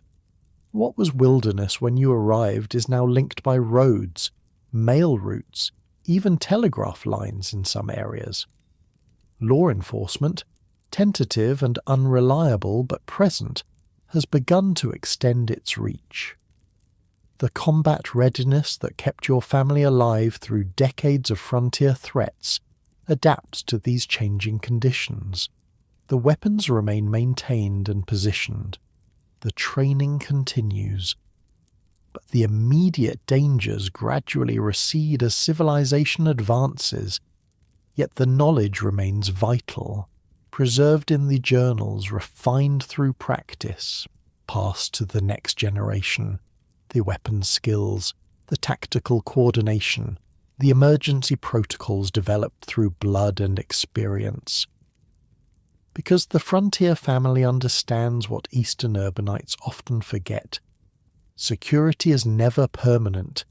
It exists only through vigilance, preparation, and the readiness to defend what matters when all other measures fail. And as you rest in your comfortable modern bed, free from the need to keep weapons close at hand or maintain night watches, consider this.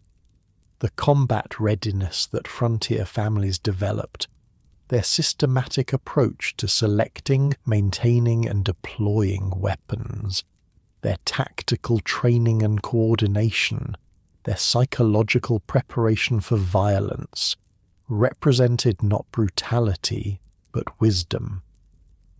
The wisdom to recognize that in a world of potential threats, the final layer of security is always the readiness to stand and fight when necessary, to defend your family when all other systems have failed, to ensure that the knowledge and skills of effective resistance pass to the next generation, whether they ever need to use them or not.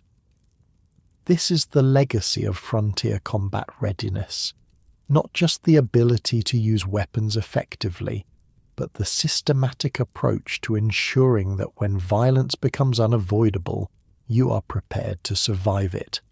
And as dawn breaks across the Illinois prairie, Thomas Marshall IV takes the watch from his father, scanning the horizon with clear eyes and steady hands, carrying forward a tradition of vigilance that has kept his family alive for 4 generations on the American frontier.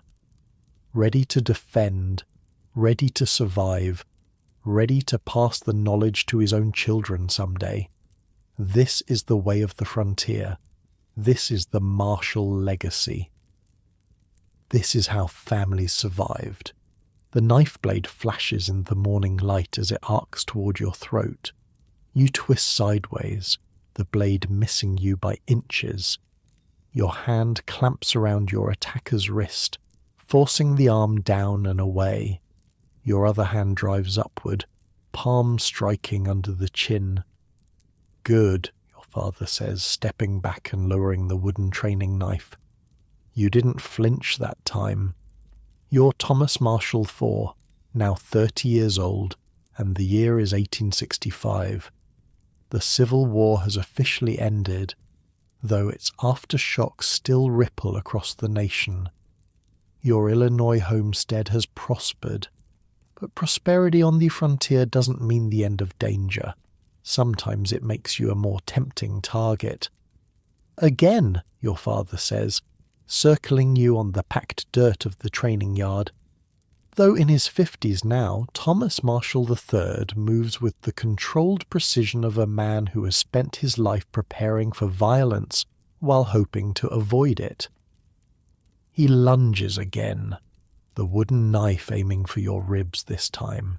You sidestep, trap his arm, and execute the disarming technique he taught you years ago, twisting the wrist while applying pressure to the thumb. The training knife falls to the dirt. Better, he approves. But in a real fight, there are no rules, no pauses, and no second chances, you finish for him, reciting the mantra you've heard since childhood. Your father nods, retrieving the training knife. Exactly. A knife fight isn't like rifle combat. It's intimate, messy. The man who hesitates dies. This is the harsh reality of close-quarters defense on the frontier. When threats breach your outer defenses, when firearms are empty or inaccessible, survival comes down to raw skills with whatever weapons remain at hand. From the edge of the training yard, your wife Catherine watches with your 3 children, William, 12, Emma, 9, and little James, 6. Her expression is troubled. Do they really need to see this? She asks when your father calls a break in the training. Catherine grew up in a settlement town, not an isolated homestead. Though she understands frontier dangers, the methodical preparation for violence sometimes disturbs her. They do, you answer gently. William is already learning. The younger ones need to understand too. Your oldest son steps forward eagerly. My turn for knife practice, grandfather. Your father considers the boy, then shakes his head. Not today. Today you're learning something more important. He leads William to where Catherine sits with the younger children.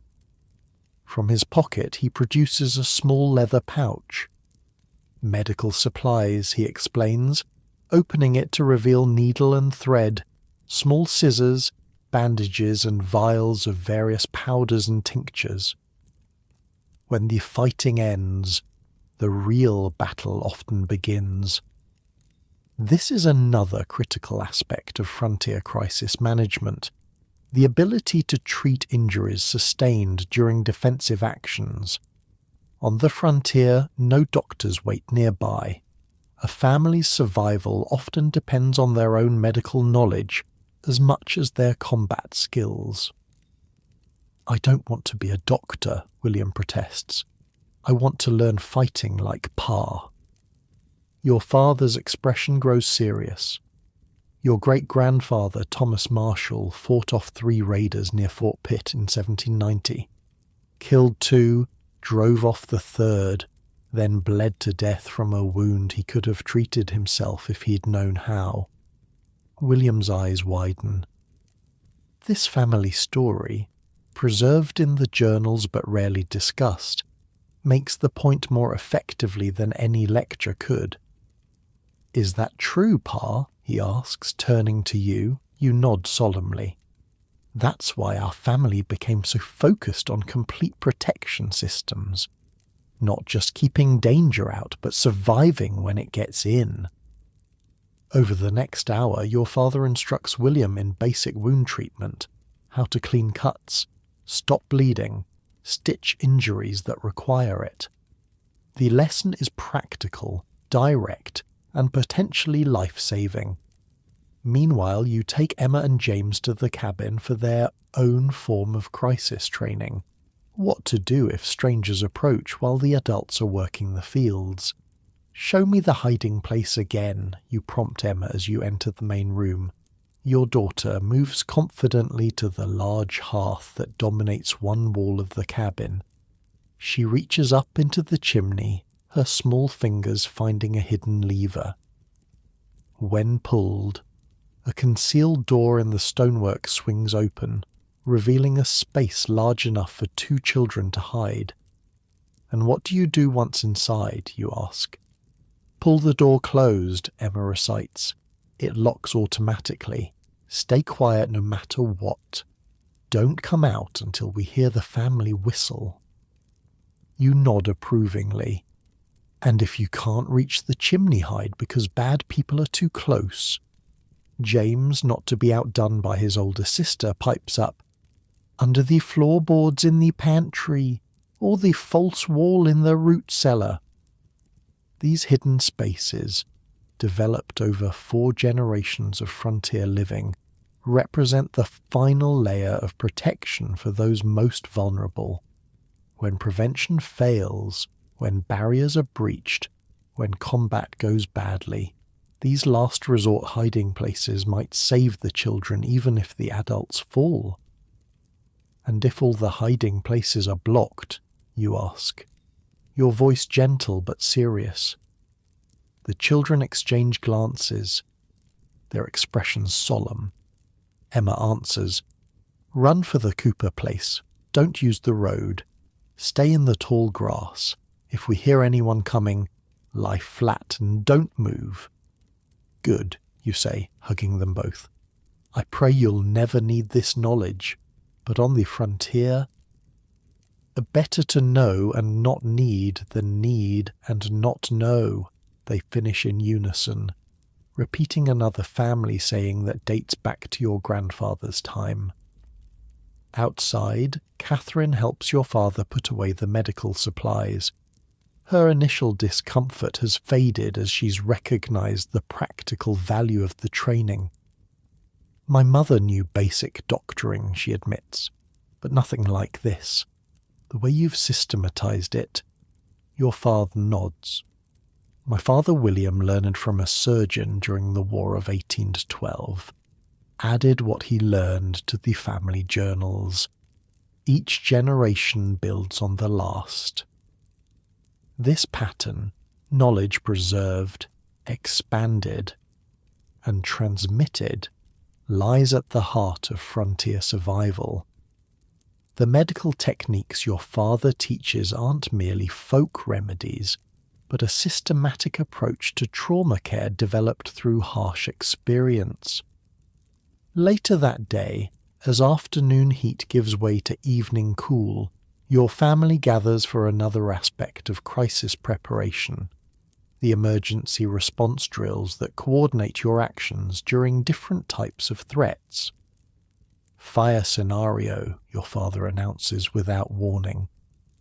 Immediately the family snaps into practiced motion. Catherine grabs the younger children while you and William throw open the cabin shutters, not to escape through them, but to prevent pressure build-up that could trap everyone inside. Your father retrieves the water buckets positioned strategically throughout the cabin. "Time?" he asks when everyone has completed their assigned tasks. 12 seconds, Catherine reports, checking the watch she wears pinned to her dress. Fire represented one of the most dangerous threats to frontier families, capable of destroying in minutes what had taken years to build. Unlike human attackers, it couldn't be shot or reasoned with. Unlike wild animals, it couldn't be scared away. "Good," your father approves. "Now let's try the night raid scenario." This drill is more complex, simulating a situation where attackers breach the outer defenses during darkness. Each family member has specific responsibilities and fallback positions. You and your father take primary defensive positions while Catherine guides the children to the most secure room. William, at 12, now considered old enough for supporting tasks, retrieves additional ammunition and the backup weapons from their hidden storage. 17 seconds, Catherine reports when everyone is in position. 3 seconds slower than last month. "Not good enough," your father says, though his tone remains measured rather than harsh. In a real night raid, those 3 seconds could be fatal. You run the drill again and again. By the 5th iteration, the family completes the sequence in under 14 seconds, a speed that could mean the difference between life and death if raiders ever breach your perimeter during darkness. Now the medical emergency drill your father directs. This scenario simulates an injury during an attack. Specifically, your father pretends to have taken a bullet to the shoulder. Catherine immediately applies pressure to the wound while you maintain defensive positions. William retrieves the medical kit and assists his mother. 22 seconds, Catherine announces. Better than last time. These drills, practiced monthly since you were a child, have created a family that functions like a well-oiled machine during crisis. Each person knows their role, their fallback position, their secondary tasks if the primary plan fails. As evening deepens toward night, the family transitions to another critical aspect of frontier crisis management, the psychological preparation for extreme situations. Seated around the main table, your father spreads out a rough map of the homestead and surrounding area. Today we're discussing the worst-case scenario, he says gravely. Total defensive failure. The homestead is overrun. We're separated, injured, and the children are at risk. This exercise, part strategic planning, part psychological preparation, addresses the situation frontier families feared most, the complete collapse of their protective systems. Catherine and the children would head for the hidden ravine, you begin, pointing to a location 3 miles east. It has water, natural cover, and 3 different routes to the Cooper place. Your father nods. I'd create a diversion from the north field, he adds. Draw any pursuers away from their escape route. And I'd circle around to meet them at the ravine, you continue, using the creek bed for concealment. William, listening intently, raises a question. But what if the ravine is already watched? Or if there's flooding like last spring? This is exactly the purpose of the exercise, to think through contingencies, to prepare mentally for adapting when plans fail. Good thinking, your father approves. Where's our secondary fallback point? The old hunter's cabin on Willow Creek, Catherine answers promptly. 6 miles southeast, stocked with emergency supplies last autumn. The discussion continues, examining contingencies, alternate routes, recognition signals that would allow separated family members to identify each other safely. The goal isn't just tactical planning, but psychological preparation, reducing the paralysis that often accompanies crisis by having preconsidered options. Remember, your father says as the exercise concludes, in a true crisis, plans rarely survive first contact with danger. What matters is having the framework to adapt. This wisdom, earned through generations of frontier living, distinguishes true crisis management from mere reaction. The Marshall family doesn't just respond to emergencies, it anticipates them, prepares for them, and develops systematic approaches to surviving them. As night settles fully over the homestead, the family transitions to evening routine. The children are put to bed with stories, some entertainment, some disguised lessons in courage and quick thinking. The adults check security measures, verify that weapons are accessible, and set the night watch rotation. Before retiring to your own room with Catherine, you find your father on the cabin's small porch, looking out at the starlit prairie. You think I'm pushing the children too hard with all this preparation, he says. It's not a question, but an acknowledgement of the tension you both feel. The desire to protect the young ones from fear while preparing them for dangers that might come. I think about that too, you admit. William seems to thrive on it. Emma takes it seriously. But James, he has nightmares sometimes. Your father nods, his expression thoughtful. Your grandfather had the same concern with your Aunt Emma. He wrote about it in the journals, said he'd rather give her nightmares than leave her unprepared for real dangers. Harsh way to look at it, you observe. The frontier is harsh, he replies simply, but maybe we can find a better balance. Focus more on the recovery skills with James, medical training, food finding, fire making, less on the combat aspects until he's older. This willingness to adapt, to recognize that different temperaments require different approaches, represents another evolution in the Marshall family's protection philosophy. Security isn't one size fits all, even within a single family. The next morning brings another aspect of frontier crisis preparation, what your grandfather called the aftermath planning. This refers to the procedures for recovering after a defensive action, preparing for potential follow-up attacks, and re-establishing normal security. After repelling raiders, your father explains to William as you all inspect the perimeter fences, the greatest danger is often what comes next. Why? William asks. Didn't we already win? Initial attacks are sometimes probes, you explain, testing defenses, looking for weaknesses.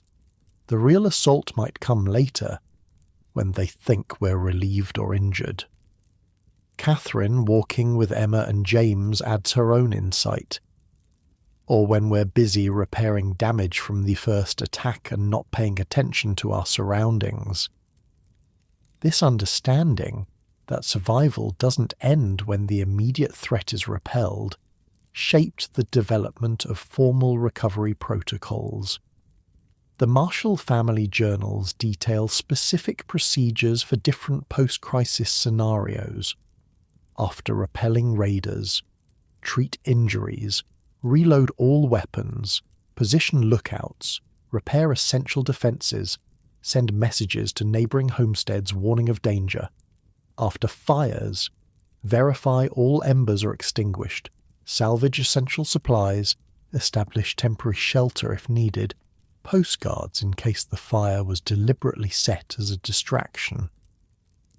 After storms, check for damage that might compromise security, clear debris that could provide cover for approaches, verify that water sources haven't been contaminated.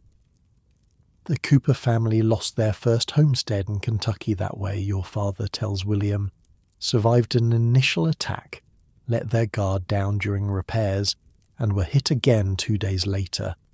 Only their oldest boy survived by hiding in a hollow tree. These stories, passed between frontier families as warnings and lessons, provided the experiential foundation for systematic post-crisis procedures. As the morning progresses, you turn to another aspect of crisis management, the recovery of resources during emergency situations. At the smokehouse, your father demonstrates techniques for quickly salvaging preserved food if the main structures are compromised. 30 seconds, he instructs William, handing the boy an empty sack. Gather what would keep your family alive for 3 days. Go. William moves through the smokehouse with purpose, selecting items that offer maximum nutrition with minimum weight. Smoked venison, preserved berries, hard biscuits. Time, your father calls after half a minute. William presents his selections for inspection. Your father nods approvingly. Good choices. Protein, carbohydrates, and enough variety to prevent fatigue. One suggestion, add salt. If you're fleeing into the wilderness, you'll need it, especially in summer. This practical knowledge, what to prioritize when you might have only seconds to gather survival supplies, represents another layer of frontier crisis management. Not just fighting threats, but recovering from them with what you need to survive. Meanwhile, in the cabin, Catherine teaches Emma and James another recovery skill: how to purify questionable water using the charcoal filtering method your grandfather developed during his time in Ohio. If raiders poison the well, or the creek is contaminated after flooding, she explains, layering charcoal, sand and cloth in a wooden bucket. This might be the difference between life and death. The children watch attentively as murky water poured into the top emerges clearer, though not perfectly clean, from the bottom spout. It doesn't remove all dangers, Catherine cautions, but it's better than drinking straight from puddles if you're hiding in the wilderness. By midday, the family gathers for another aspect of crisis training, what your grandfather called the leadership transition drill. This uncomfortable but necessary exercise prepares the family for continuing effective defense if key members are incapacitated. William, your father begins solemnly, imagine I've been killed and your father is badly wounded. Your mother is attending him. You're the only one able to coordinate defense. What are your first actions? The boy, sobered by the scenario, thinks carefully before answering. Get Emma and James to the chimney hiding place. Verify all doors and shutters are secured. Load the shotgun because it's easiest for me to handle. Position myself where I can see both the front approach and the room where Pa and Mother are. Your father nods. And if attackers are trying to break in? Fire a warning shot through the loophole, William answers. If they keep coming, aim for centre mass like you taught me.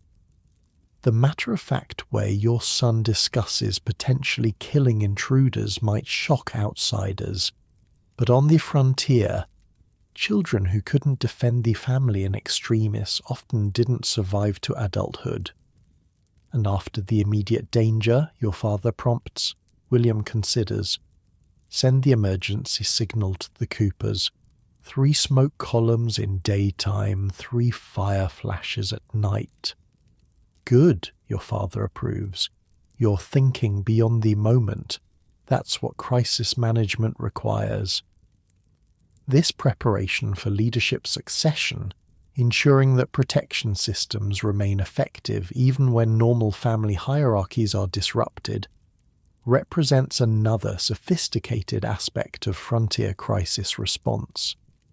As afternoon progresses, the training turns to psychological aspects of close quarters defense, specifically techniques for maintaining focus and effectiveness during extreme stress.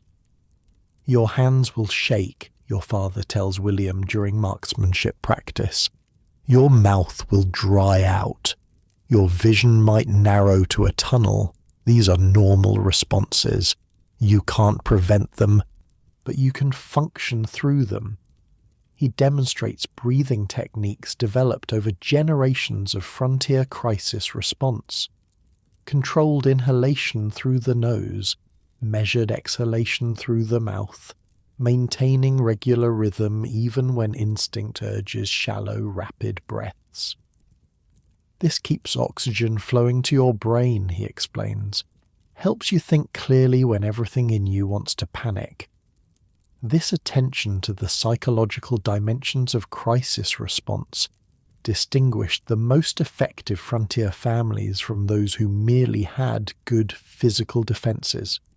The ability to think clearly, adapt quickly, and maintain coordination under extreme stress often made the difference between survival and tragedy. By evening, as the family concludes the day's training, you gather in the main room where the journals of 4 generations of marshals are stored in a fire-resistant metal box. Another innovation your grandfather added after seeing too many families lose critical knowledge to flames. Today, you've practiced skills we hope you'll never need, your father tells the children. Close quarters defense, medical treatment, emergency evacuation, resource recovery. These are the final layers of our family's protection system. What happens when all other measures fail? He removes the oldest journal from the box. Your great-grandfather's original writings from the 1750s and 60s, its leather cover worn smooth by decades of handling.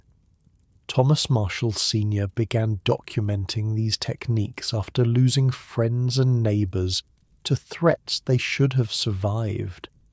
William Marshall expanded them based on experiences in Ohio. Your father and I have added what we've learned in Illinois. He hands the journal reverently to William. One day, you'll add your own knowledge to these pages. You'll discover better ways to protect your family. That's how we survive. By learning, improving, passing down what works.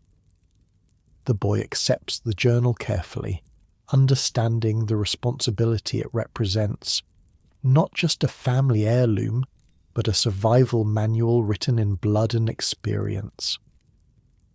As night falls across the prairie, the family transitions to evening security routines. The children are settled in their beds. The adults verify that weapons are positioned, water buckets filled, escape routes clear. You take the first watch shift, positioned in the small observation room built into the roof peak. From this vantage point, you survey the homestead your family has built over decades. The main house, barns, workshops, fields. The physical manifestation of 4 generations of security knowledge. But the true legacy isn't the structures themselves, it's the systems that protect them. The crisis management protocols that ensure survival even when other measures fail. The close-quarters defense techniques that provide last resort options when threats breach the perimeter. This is what separates the families who merely built on the frontier from those who truly mastered it. The comprehensive approach to security that addresses not just prevention, but response and recovery. Not just keeping danger out, but surviving when it gets in. And as the stars wheel overhead, you maintain your vigil, another link in the unbroken chain of watchfulness that stretches back to your great-grandfather's first night on the Pennsylvania frontier, carrying forward the knowledge that has kept your family alive for over a century of frontier nights, ready for whatever might come out of the darkness, ready to defend, ready to recover, ready to survive. And as you lie in your comfortable modern bed, free from the threats that shaped 4 generations of Marshall family crisis planning, consider this: the systematic approach to emergency response, medical preparation, and post-crisis recovery that we take for granted today was pioneered by frontier families who created sophisticated management systems from nothing but necessity and hard-won experience. The security you enjoy isn't just in the absence of threats, but in the knowledge, passed down through generations, of how to survive them when they appear. This is the legacy of frontier crisis management, not just defending against danger, but developing the systems to recover and rebuild when the unthinkable happens. The year is 1875, and the frontier has changed. What was once wilderness is now linked by roads, telegraph lines, and occasional railroad spurs. Small towns have sprung up where isolated trading posts once stood. The law has extended its tentative reach, though it remains thin and unreliable in many areas. You are Thomas Marshall IV, now 40 years old. Your homestead has grown into a prosperous farm, the centre of a loose network of families spread across what was once empty prairie. Your children are growing. William is 22 and recently married. Emma 19 and courted by a young man from town. James 16, and showing a talent for mechanical innovations. Your father, Thomas Marshall III, sits on the porch of the main house watching as riders approach from the west. At 65 he's slowed some, but his eyes remain sharp, his mind clear. Cooper's boy, he identifies the lead rider before you can make out details, riding hard. You step off the porch, hand instinctively checking that your pistol is secure in its holster. Old habits die hard, even in these more settled times. Michael Cooper Jr., son of your longtime neighbour, reins his lathered horse to a stop in your yard. His expression is grim. "Mr. Marshall," he pants, "Pa sent me. 3 families hit west of the settlement. Barns burned, livestock taken, 1 man killed. Your father is already on his feet." "Raiders?" Michael Jr. shakes his head. "Worse. Mason gang, 8 men, well armed. Rumour says they're moving east along the creek valleys." The Mason gang, outlaws who've plagued the region for 2 years now, targeting isolated homesteads and small settlements. Not the traditional frontier threat of Indian raids or predators, but dangerous nonetheless. "They hit the Richardson place yesterday," Michael continues. "Took everything. Left them with nothing but the clothes they wore." Your mind is already working, calculating. The Richardson homestead lies 12 miles southwest. If the Mason gang follows their usual pattern, they'll be looking for their next target within 20 miles. "Your father called the meeting, you ask?" Michael nods. "Tonight, every family from here to the settlement at our place." This is the evolution of frontier security in the 1870s, not just individual homesteads with their own protection systems, but networks of families with coordinated defense plans. What began as informal mutual aid has developed into sophisticated community security. "We'll be there," you assure him. "Spread the word to the Clarks and Washburns on your way back." As Michael rides off, your father returns to the house to retrieve the family journals. William emerges from the barn, alerted by the visitor. "Trouble?" he asks, wiping his hands on a rag. "Mason gang," you reply. "It's a community meeting tonight at the Coopers." Your son nods grimly. Though born into a more settled frontier than you were, he understands the protocols. Within minutes he's checking weapons, ensuring horses are ready, and alerting your wife Catherine and the other children. This immediate, efficient response, without panic but with absolute seriousness, is the product of generations of frontier preparation. The psychological readiness to shift from peaceful routine to defense stance without hesitation. By late afternoon, your family rides toward the Cooper homestead. You, Catherine, William and his wife Anna, Emma and James. Everyone armed, everyone alert. Your father remains behind with 2 hired hands to guard your place. Another aspect of community defense protocols. Never leave any homestead completely undefended. The Cooper place has transformed since that first meeting 40 years ago. What began as a simple cabin has expanded into a substantial compound with a large central building specifically designed for community gatherings.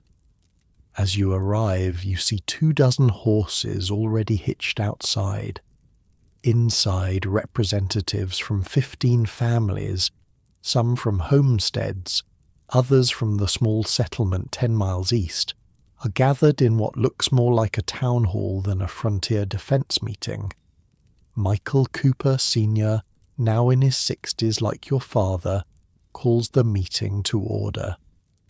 The formal structure, with speaking protocols and voting procedures, is a far cry from the desperate ad hoc meetings of earlier frontier days. "The Mason gang hit 3 families in the past week," Michael begins. Based on their pattern, they'll strike somewhere within 20 miles within the next 3 days. This intelligence gathering, tracking outlaw movements, identifying patterns, predicting targets, represents one of the most sophisticated aspects of community protection networks, not just reacting to threats, but anticipating them. They're growing bolder, adds Sheriff Davis, a relatively new addition to these meetings. The settlement has had a sheriff for only 5 years, a sign of the frontier's transformation. 8 men, heavily armed, Davis continues. They've shown they're willing to kill if resisted.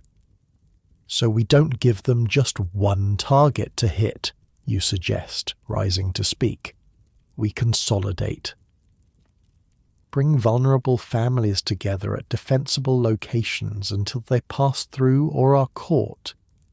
This strategy, temporarily condensing the security perimeter to protect more people with fewer resources, evolved from lessons recorded in your grandfather's journals.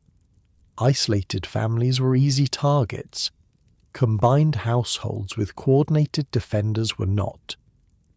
The Marshall Place can take 3 families, you offer. We have the space and the defensive positions. Others quickly follow your lead. The Cooper compound can house 4 additional families. The Clark homestead, with its stone walls and elevated firing positions, can accommodate 3 more. What about the Richardson family, Emma asks. They've lost everything. Henry Green, who runs the settlement's general store, speaks up. We're already housing them, taking up a collection too. This mutual support, not just in defense but in recovery, represents another critical evolution of frontier protection networks. The understanding that community survival depends on ensuring no family is left destitute by attacks. As the meeting progresses, tasks are assigned with practiced efficiency. Riders will spread warning to outlying homesteads not represented at the meeting. Defensive positions will be reinforced at the consolidated locations. Supply distributions will ensure each gathering point has adequate food, water, and ammunition. What about the psychological approach? William asks. Make them think twice about hitting any of our places. Michael Cooper nods approvingly at your son. The Marshall boy has the right idea. It's not just about physical defense anymore. This represents the most sophisticated evolution of frontier security, the understanding that reputation and perceived strength can deter attacks more effectively than actual confrontation. We make sure they know we're ready, Michael continues. Visible patrols between homesteads, signal fires at night, make our presence obvious without exposing ourselves. Sheriff Davis adds his perspective. These men are predators, not soldiers. They want easy targets. If they think they'll face coordinated resistance, they'll likely move on to easier pickings. This psychological warfare, creating the perception of strength as a deterrent, had evolved from hard-won frontier experience. Your great-grandfather's journals documented how certain Pennsylvania settlements remained untouched during raid seasons simply because they had reputations for effective defense. As the meeting concludes, practical arrangements are made. The Henderson, Mills, and Peterson families will relocate temporarily to your homestead. Others are assigned to the Cooper and Clark places. Patrol schedules are established, signal systems reviewed. One last thing, Michael says before dismissing the gathering, we need to address the Wilkins situation. Uncomfortable silence falls. Jacob Wilkins, who homesteaded the land 8 miles north, is known for his solitary nature and refusal to participate in community defense efforts. He won't come to meetings, Michael continues, won't join patrols, says his own defences are sufficient. But he expects help if he's attacked, mutters someone in the back. This tension between individual security and community responsibility represents another challenge of frontier protection networks. Most families recognized that mutual aid was essential for survival, but there were always those who resisted integration. "I'll talk to him," you volunteer. "My father and his had dealings years back." The ride home is quieter, your family processing the developments. The frontier has changed in your lifetime, from isolated homesteads fighting for survival to interconnected communities with sophisticated defense networks. But danger remains, just in evolved forms. "It's strange," Catherine says as you crest the rise overlooking your homestead. "My mother would never have imagined community defense meetings with voting procedures and patrol schedules. Times change," you acknowledge. "The threats change too." By the next morning, preparations are in full swing. The Henderson family arrives first. Parents, 3 children, and an elderly grandmother. You direct them to the east wing of the main house, recently expanded for exactly this purpose. Community defense planning isn't just about coordination, it's about creating physical spaces that can accommodate consolidated families during threat periods. "We've brought our own supplies," John Henderson says, unloading a wagon of food and bedding. "Don't want to be a burden." "No burdens here," you assure him, "just neighbours." This represents another evolution in frontier thinking. The shift from seeing each family as a fortress unto itself to recognizing that true security comes from mutual support and resource sharing. William takes charge of integrating the Henderson boys into the homestead defense system, showing them observation posts, communication signals, and evacuation routes. Eyre does the same with the daughter, while Catherine helps the grandmother settle in. By afternoon, the Mills and Peterson families have also arrived. Your homestead, designed over generations to house and protect a single family, adapts smoothly to accommodate 15 people. The sleeping arrangements, water access, food preparation, and defensive positions all expand according to long-established protocols. "Your great-grandfather would be impressed," your father says, watching the activity from his chair on the porch. He wrote about community defense, but never got to see it work like this. That evening, as darkness falls, the signal fires are lit on the highest points of participating homesteads, 3 flames in a triangle pattern, visible for miles. The message to the Mason gang is clear. These are not isolated, vulnerable targets. This is a community prepared to defend itself. Patrol riders return with reports. No sign of the outlaws yet, but tracks suggest they're moving in the region. The night passes under heightened vigilance, with rotating watches maintained by men from all 4 families now residing in your compound.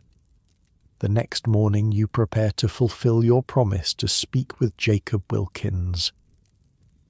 Catherine watches with concern as you check your weapons. "You're going alone?" she asks. "Better that way," you explain. "Wilkins is suspicious of groups. One man might get a hearing." This nuanced approach to diplomacy, understanding that security sometimes comes through negotiation rather than confrontation, represents another sophisticated aspect of frontier protection networks. Knowing when force projection is effective and when it's counterproductive. The ride to the Wilkins homestead takes 2 hours. Unlike most in the region, His property shows minimal expansion from its original cabin. No outbuildings, no enlarged house, no visible improvements to defences. Just a small cabin and barn surrounded by untended fields. Jacob Wilkins meets you at the perimeter, rifle in hand. Though you've lived within 10 miles of each other for decades, you've spoken fewer than a dozen times. "Marshal," he acknowledges curtly. "What brings you?" "Mason gang," you reply directly. "They've hit 3 places southwest of here, killed 1 man, left families with nothing." Wilkins' expression doesn't change. "Sorry to hear it. Don't see what it has to do with me." You measure your words carefully. "We're consolidating, bringing vulnerable families together at defensible locations until the danger passes. Cooper Place, Clark Place, and mine are taking in neighbours." "I didn't ask for protection," Wilkins says flatly. "Not offering to protect you," you clarify. "Offering you a place among neighbours. Or if you prefer to stay here, at least share intelligence if you spot riders in the area." This diplomatic approach, not demanding participation but offering options, evolved from hard lessons recorded in your family journals. Frontier communities functioned best when cooperation was voluntary, based on mutual benefit rather than obligation. Wilkins seems to consider your words. "My father homesteaded this land. Said a man should be able to defend what's his without depending on others." You nod, understanding this perspective. It was common in the earliest frontier days. "My great-grandfather thought the same," you reply. "He wrote in his journal that he learned better after watching too many families fall because they stood alone." Something in Wilkins' expression shifts slightly. "Your family keeps journals about defence and such?" 4 generations' worth, you confirm, started in Pennsylvania in the 1750s, each generation adding what they learned. This piques his interest, as you'd hoped it might. The offer of knowledge, practical, proven security knowledge, often succeeds where demands for cooperation fail. "I'll keep my eyes open," Wilkins concedes finally. "See any strangers? I'll send my boy to let Cooper know." It's not full participation in the community defense network, but it's a start. Another lookout, another set of eyes watching the approaches.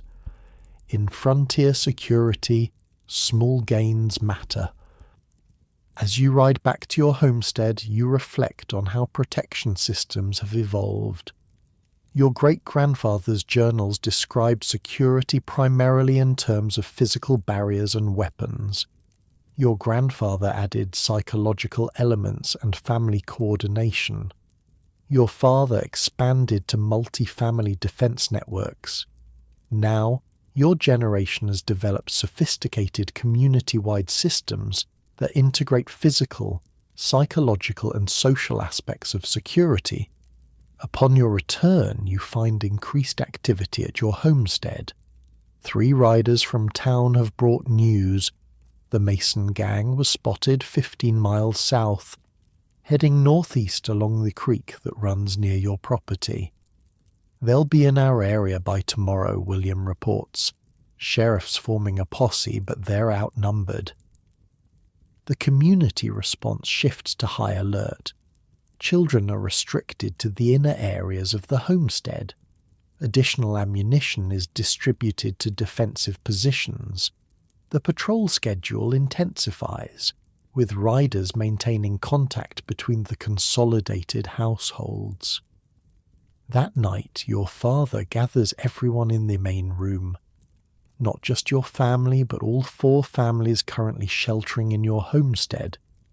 The elderly Henderson grandmother, the Mills children, the Peterson father recovering from a broken leg that makes him especially vulnerable. Some of you are too young to remember when each family stood alone against dangers, your father begins, when there was no sheriff, no town within riding distance, no telegraph to call for help. The room is silent. Everyone listening to this elder who bridges the gap between frontier past and more settled present. In those days, a family's security depended entirely on their own preparations, their own vigilance. Many didn't survive. He looks around the room, his gaze lingering on the children. What you're experiencing now, this coming together, this mutual protection, this is the evolution of frontier security. Not just stronger walls or better weapons, but stronger communities. This perspective, seeing security as a community achievement rather than just a family responsibility, represents the most sophisticated development in frontier protection thinking. The recognition that true safety comes not just from keeping danger out of your own homestead, but from creating environments where danger is less likely to approach any homestead. The next morning brings the confrontation everyone has been preparing for, but not in the way expected. As dawn breaks, a rider approaches your homestead at full gallop. It's Michael Cooper Jr. again, his horse nearly spent. They hit the Wilkins place at first light. He pants as you meet him in the yard, but something went wrong for them. Shots fired, they scattered. "Wilkins?" you ask urgently. "Alive." His son took a bullet in the shoulder but should recover. They're bringing them to the Cooper place now. What unfolds over the next hours demonstrates the full evolution of frontier community defense. The wounded Wilkins boy is treated by 3 different women with medical knowledge, using supplies contributed from multiple families. Riders patrol expanded perimeters around all 3 consolidated locations. The sheriff and his small posse coordinate with community members to track the scattered outlaws. By nightfall, word comes that 2 members of the Mason gang have been captured by the sheriff's posse, supported by men from the settlement. The others have fled the region, apparently deciding that this community is too well organized to offer easy targets. They hit Wilkins because he was isolated, Michael Cooper observes when he visits to share the news, exactly what we tried to prevent.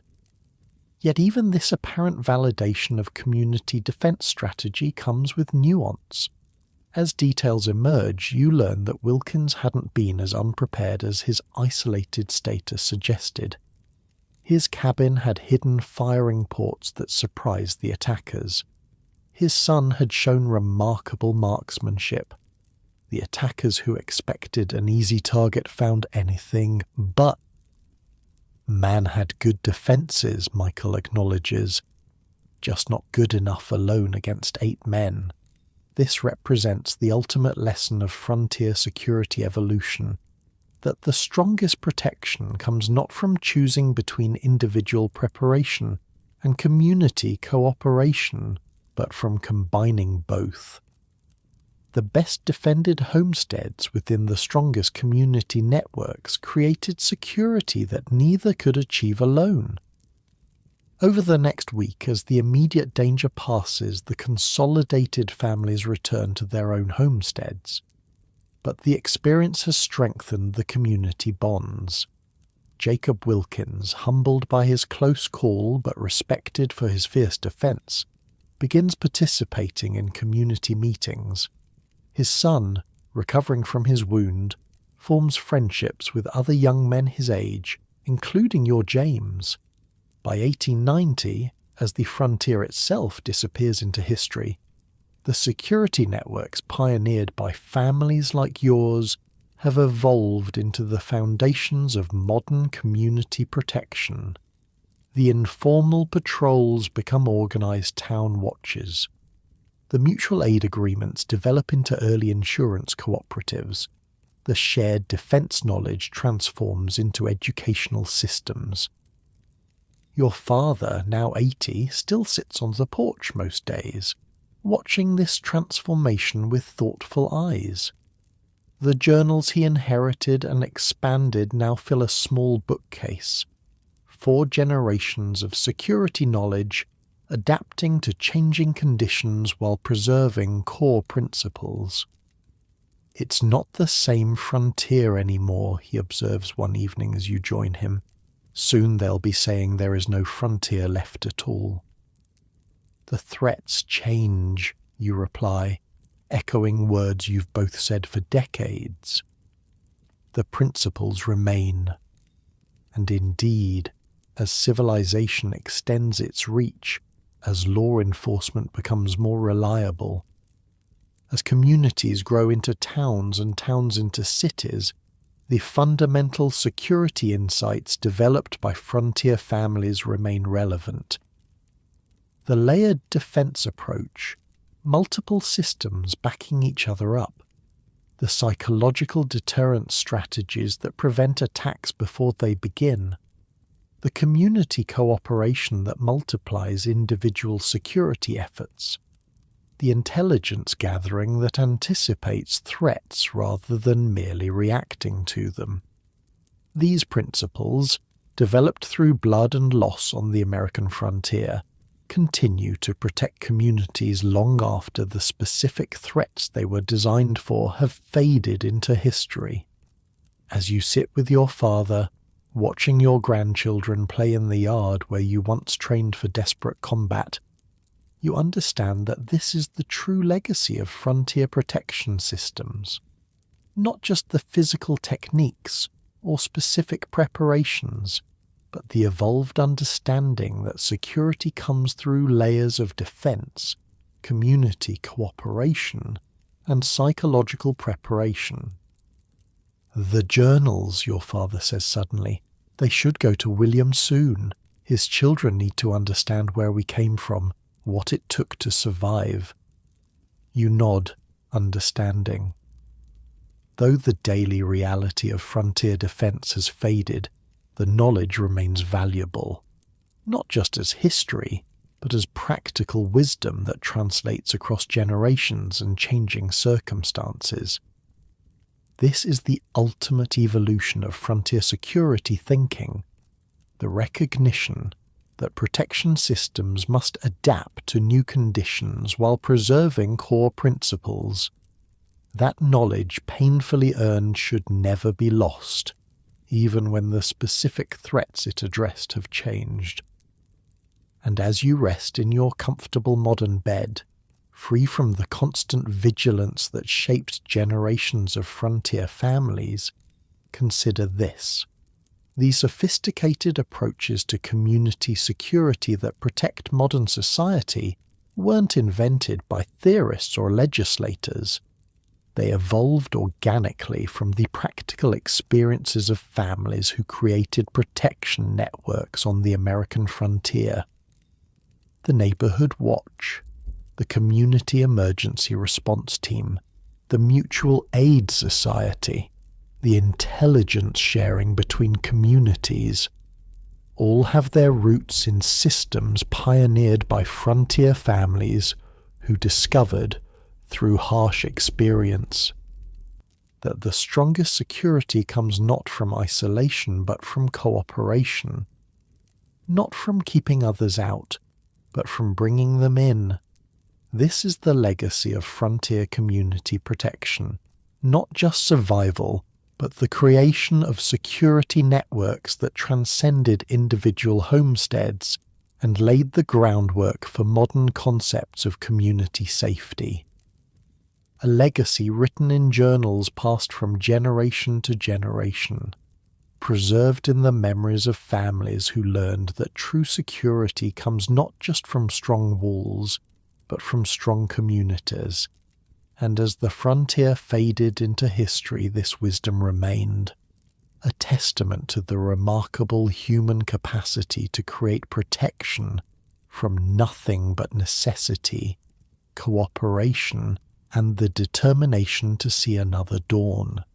The maple leaves turn crimson against the October sky as you rock slowly on the front porch of the house your hands built half a century ago. The year is 1900, and at 65 you've lived to see the turning of a century, something your great-grandfather Thomas Marshall Sr. could hardly have imagined when he penned the first security journal in a crude Pennsylvania cabin in 1760. You are Thomas Marshall IV, patriarch of a family that has survived and thrived across 5 generations of frontier life. But the frontier itself, that shifting boundary between civilization and wilderness, has been officially declared closed by the government. The wild spaces have been mapped, claimed, fenced.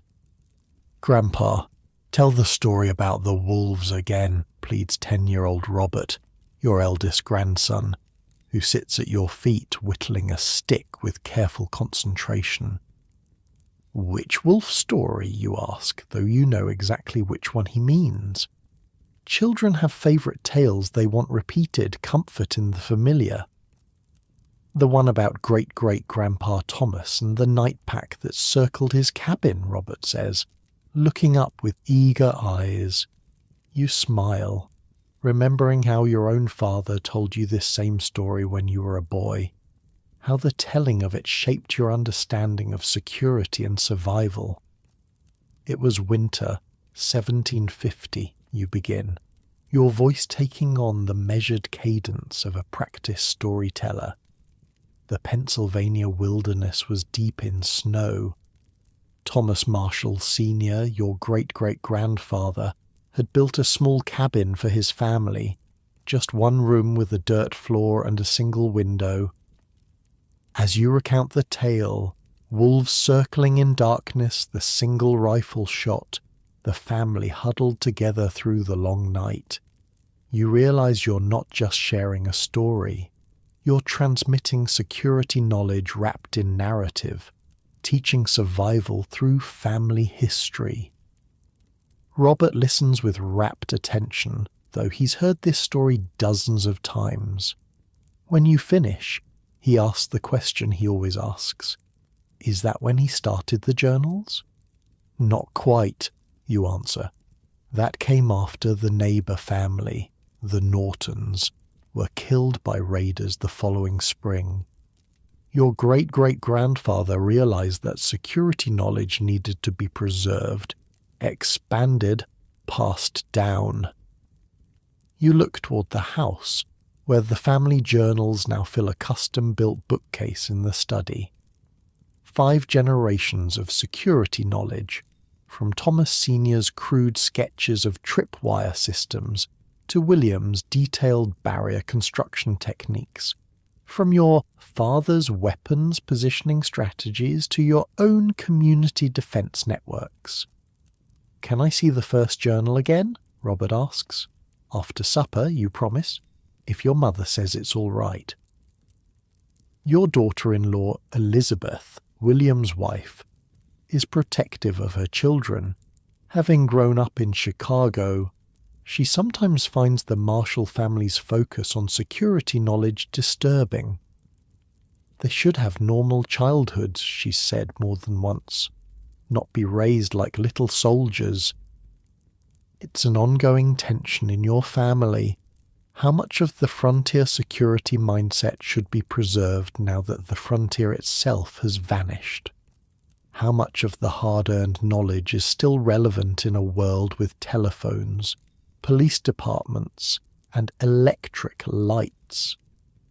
The screen door creaks as William steps onto the porch. At 47, your son has fully taken over management of what is now a substantial farm rather than a frontier homestead. His clothes, store-bought rather than homespun, mark the transition from survival-focused pioneer to business-minded farmer. "Telegraph from James," he says, handing you a folded paper. He's arriving Thursday on the afternoon train. James, your youngest son, left Illinois 15 years ago to study engineering in Boston. Now he designed security systems for banks and businesses across the eastern seaboard. The frontier protection principles documented in your family journals, reimagined for a new century. Good news, you say, tucking the telegram into your pocket. Your brother's bringing those new journals he promised. William nods, though his expression suggests mixed feelings. While he values the family legacy of security knowledge, he sometimes questions its relevance in the modern world. The children are growing up in different times, he says, watching Robert return to his whittling. They'll never need to worry about wolf packs or raiding parties. No, you agree, but they'll face different dangers. The principles remain sound, even when the threats change. This has become your mantra in recent years.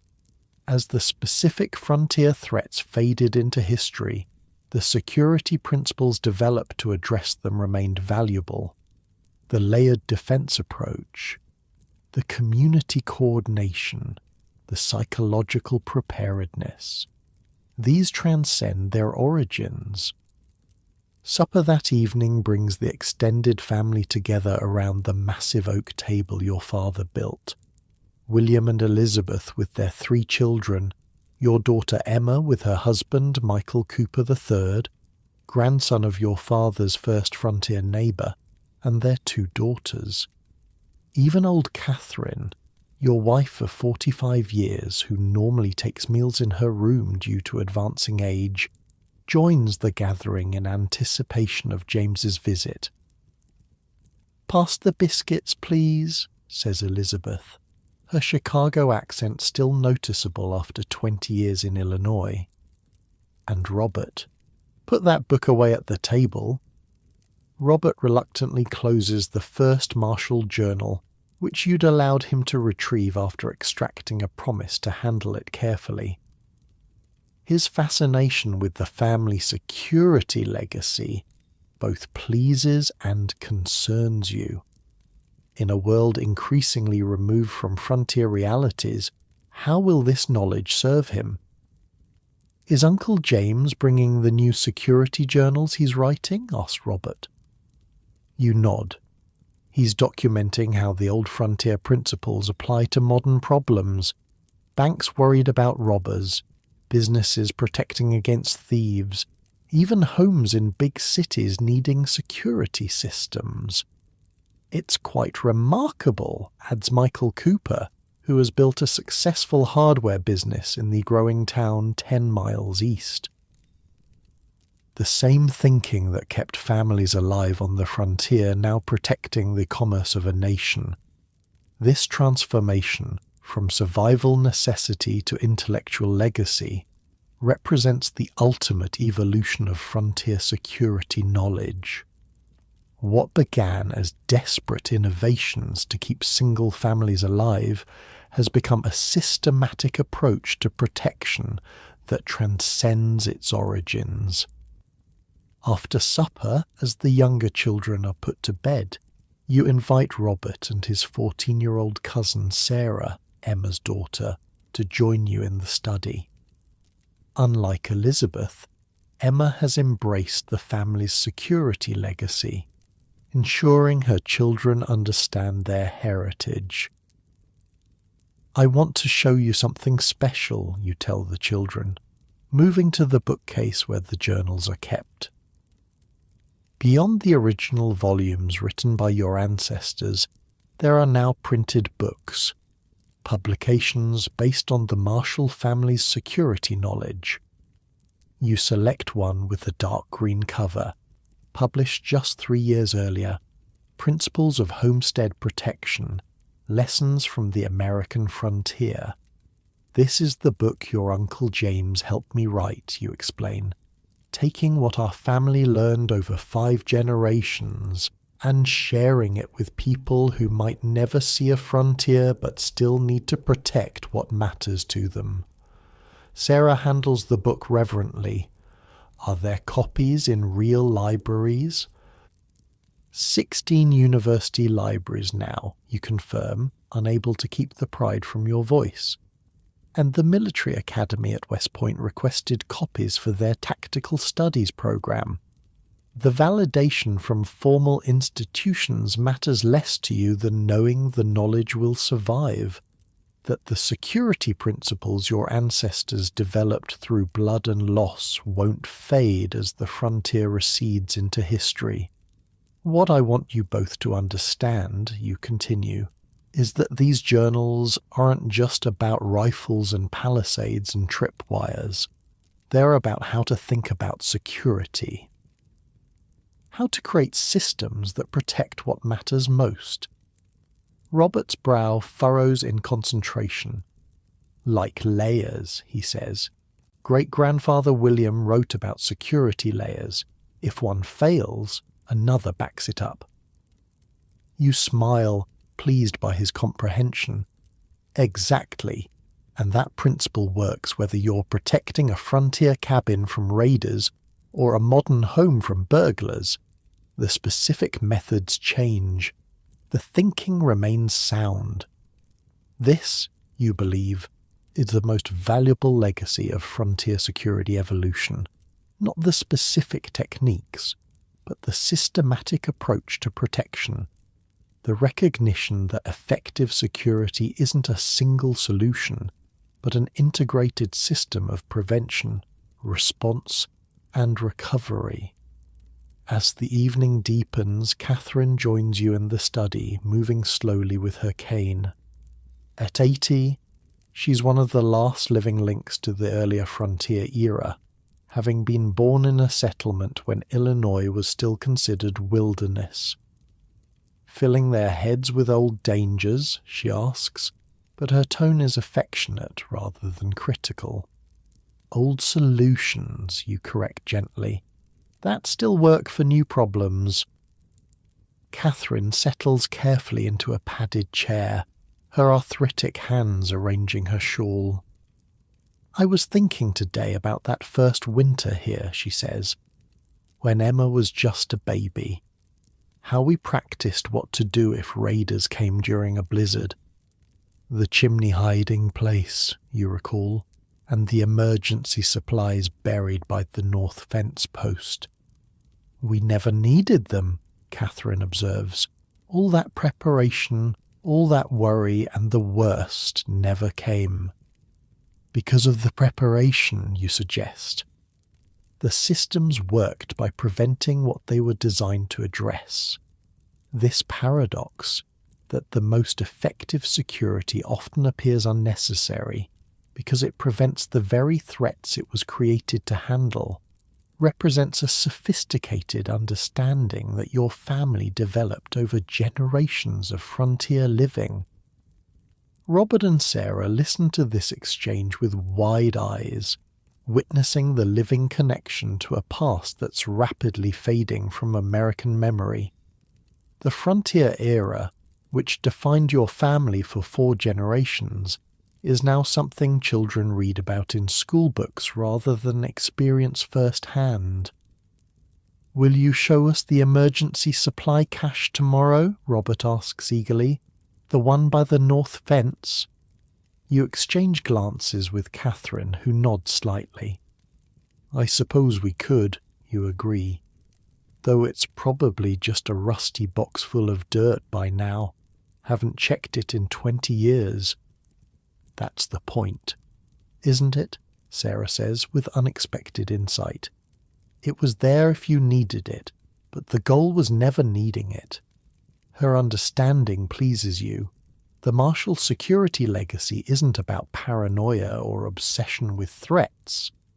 It's about creating systems that allow normal life to proceed without fear, precisely because you're prepared for the worst. As evening transitions to night, the children are sent to bed with promises of examining old security features the next day. You and Catherine retire to the main bedroom, a far cry from the crude sleeping arrangements your great-grandfather described in his earliest journal entries.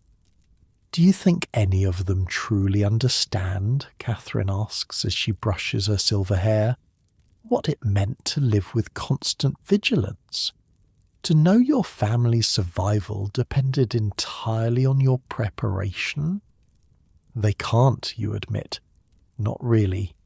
Just as I couldn't fully understand what my great-grandfather faced in Pennsylvania. Each generation's experience is their own, but the knowledge passes down, she observes, adapted, expanded. That's the true security system, you reply, not the physical barriers or weapons or alarm systems, but the passing of knowledge from one generation to the next, each building on what came before. This perspective, seeing security as an evolving body of knowledge rather than fixed techniques, represents the most sophisticated understanding developed through your family's frontier experience. The next morning dawns clear and cool, perfect October weather for the expedition promised to the children. After breakfast, you lead Robert, Sarah, and several of the younger children to the north pasture, where an ancient oak marks the location of one of your homestead's emergency caches. Your great-grandfather William established this cache point in 1825, you explain, leaning on your walking stick as the children gather around. The idea was simple but vital. If the main house was compromised, if the family had to flee with nothing, these hidden supplies might mean the difference between survival and death. Robert is already on his knees digging where you indicated. The other children join in, turning the grim historical reality into a treasure hunt game. After several minutes of enthusiastic excavation, they unearth a metal box, rusted but intact. "Can we open it?" asks 6-year-old Emily, William's youngest. You nod, curious yourself about the condition of supplies buried decades ago. The lid creaks open to reveal contents wrapped in oilcloth, remarkably well preserved despite the years. Flint and steel for fire starting, a small knife, fishing hooks and line, hard biscuits now turned to dust, seeds sealed in wax. A small bottle that once held medicine. These were emergency basics, you explain as the children examine each item, the minimum needed to survive if you lost everything else. "People really lived like this?" asks Thomas, Elizabeth's middle child, who at 8 has known nothing but comfort and security. "Your ancestors did," you confirm, "and the preparation, the thinking behind caches like this, is why you don't have to." This, perhaps, is the most meaningful legacy of frontier security evolution. Not that modern Americans need to maintain emergency caches, but that the security principles developed through frontier experience created the foundation for the safety later generations take for granted. As the morning continues, you turn the exploration into a walking tour of your homestead's historical security features, the firing ports disguised as decorative elements in the original cabin walls. The sightlines carefully maintained through strategic planting and clearing. The signal platform, now converted to a pleasant reading nook atop the main house. Your great-great-grandfather's journals described how settlers in Pennsylvania would hang gourds filled with pebbles from trees, you tell the children as you rest beneath a massive oak. When disturbed by intruders or animals, they'd rattle and give warning. "Like a burglar alarm," exclaims Robert. Exactly like that, you agree. The principle is identical. Create noise when a boundary is crossed without permission. Only the technology has changed.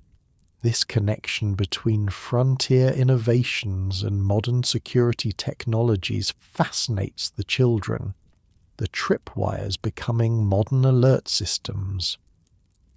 the community patrols evolving into police departments, the signal networks transforming into telegraphs and telephones. By afternoon, as you return to the main house, you notice William watching the proceedings with a thoughtful expression. "They're more interested than I expected," he admits as the children run ahead. "I thought all this frontier security knowledge would seem irrelevant to them." "The specific techniques might be outdated," you reply, "but the thinking behind them never will be. Protection of what matters most is a constant human need, whether on the frontier or in a modern city." This perspective, that security principles transcend their historical origins, represents the most enduring legacy of your family's frontier experience. Not the specific methods, but the systematic approach to protection that can be adapted to any environment, any era. That evening, as twilight settles across the prairie that was once wilderness, you sit again on the porch, the family journals open on your lap. From the crude handwriting of Thomas Marshall Sr. in 1760 to your own careful documentation of community defense networks in the 1880s, these volumes represent 5 generations of security knowledge. Knowledge earned through vigilance and sometimes blood. Knowledge refined through practical application. Knowledge that transformed isolated survival techniques into sophisticated protection systems. And most importantly, knowledge preserved, not just in family journals, but now in published books, university libraries, and the evolving practices of a nation that has moved beyond its frontier origins but still benefits from frontier wisdom. As darkness falls completely, you close the journal and look out across the land your family has held for nearly a century. The physical frontier may have vanished, but its legacy lives on in community organizations, in security planning, in the systematic approach to protection that began with families like yours, creating safety from nothing but necessity and determination. This is the true heritage of frontier security evolution, not just survival, but the development of protection principles that transcend their origins, principles that continue to guard what matters most long after the specific threats they were designed to address have faded into history. And as stars appear in the Illinois sky, the same stars that guided your ancestors across uncharted wilderness, you understand that the most valuable security system isn't made of logs or rifles or alarm systems. It's made of knowledge passed down generation to generation, each building on what came before, each adapting ancient wisdom to new challenges. The frontier closed, but the frontier mindset, systematic, layered, community-minded protection, continues to keep Americans safe in ways most will never fully appreciate. This is your family's legacy. This is the Marshall inheritance. This is how frontier protection systems transformed not just isolated homesteads, but an entire nation's approach to security. And as you rest in your comfortable modern bed, free from the constant vigilance that shaped generations of frontier families, remember that the safety you take for granted was purchased through the innovative protection systems of those who came before, who created security from nothing but necessity and raw materials, who transformed individual techniques into sophisticated systems that could be passed down through generations. The frontier has vanished, but its lessons remain, offering protection, perspective, and peace of mind to those wise enough to remember them. Rest easy, knowing these lessons haven't been lost, that the knowledge continues to protect, even as you drift gently into sleep.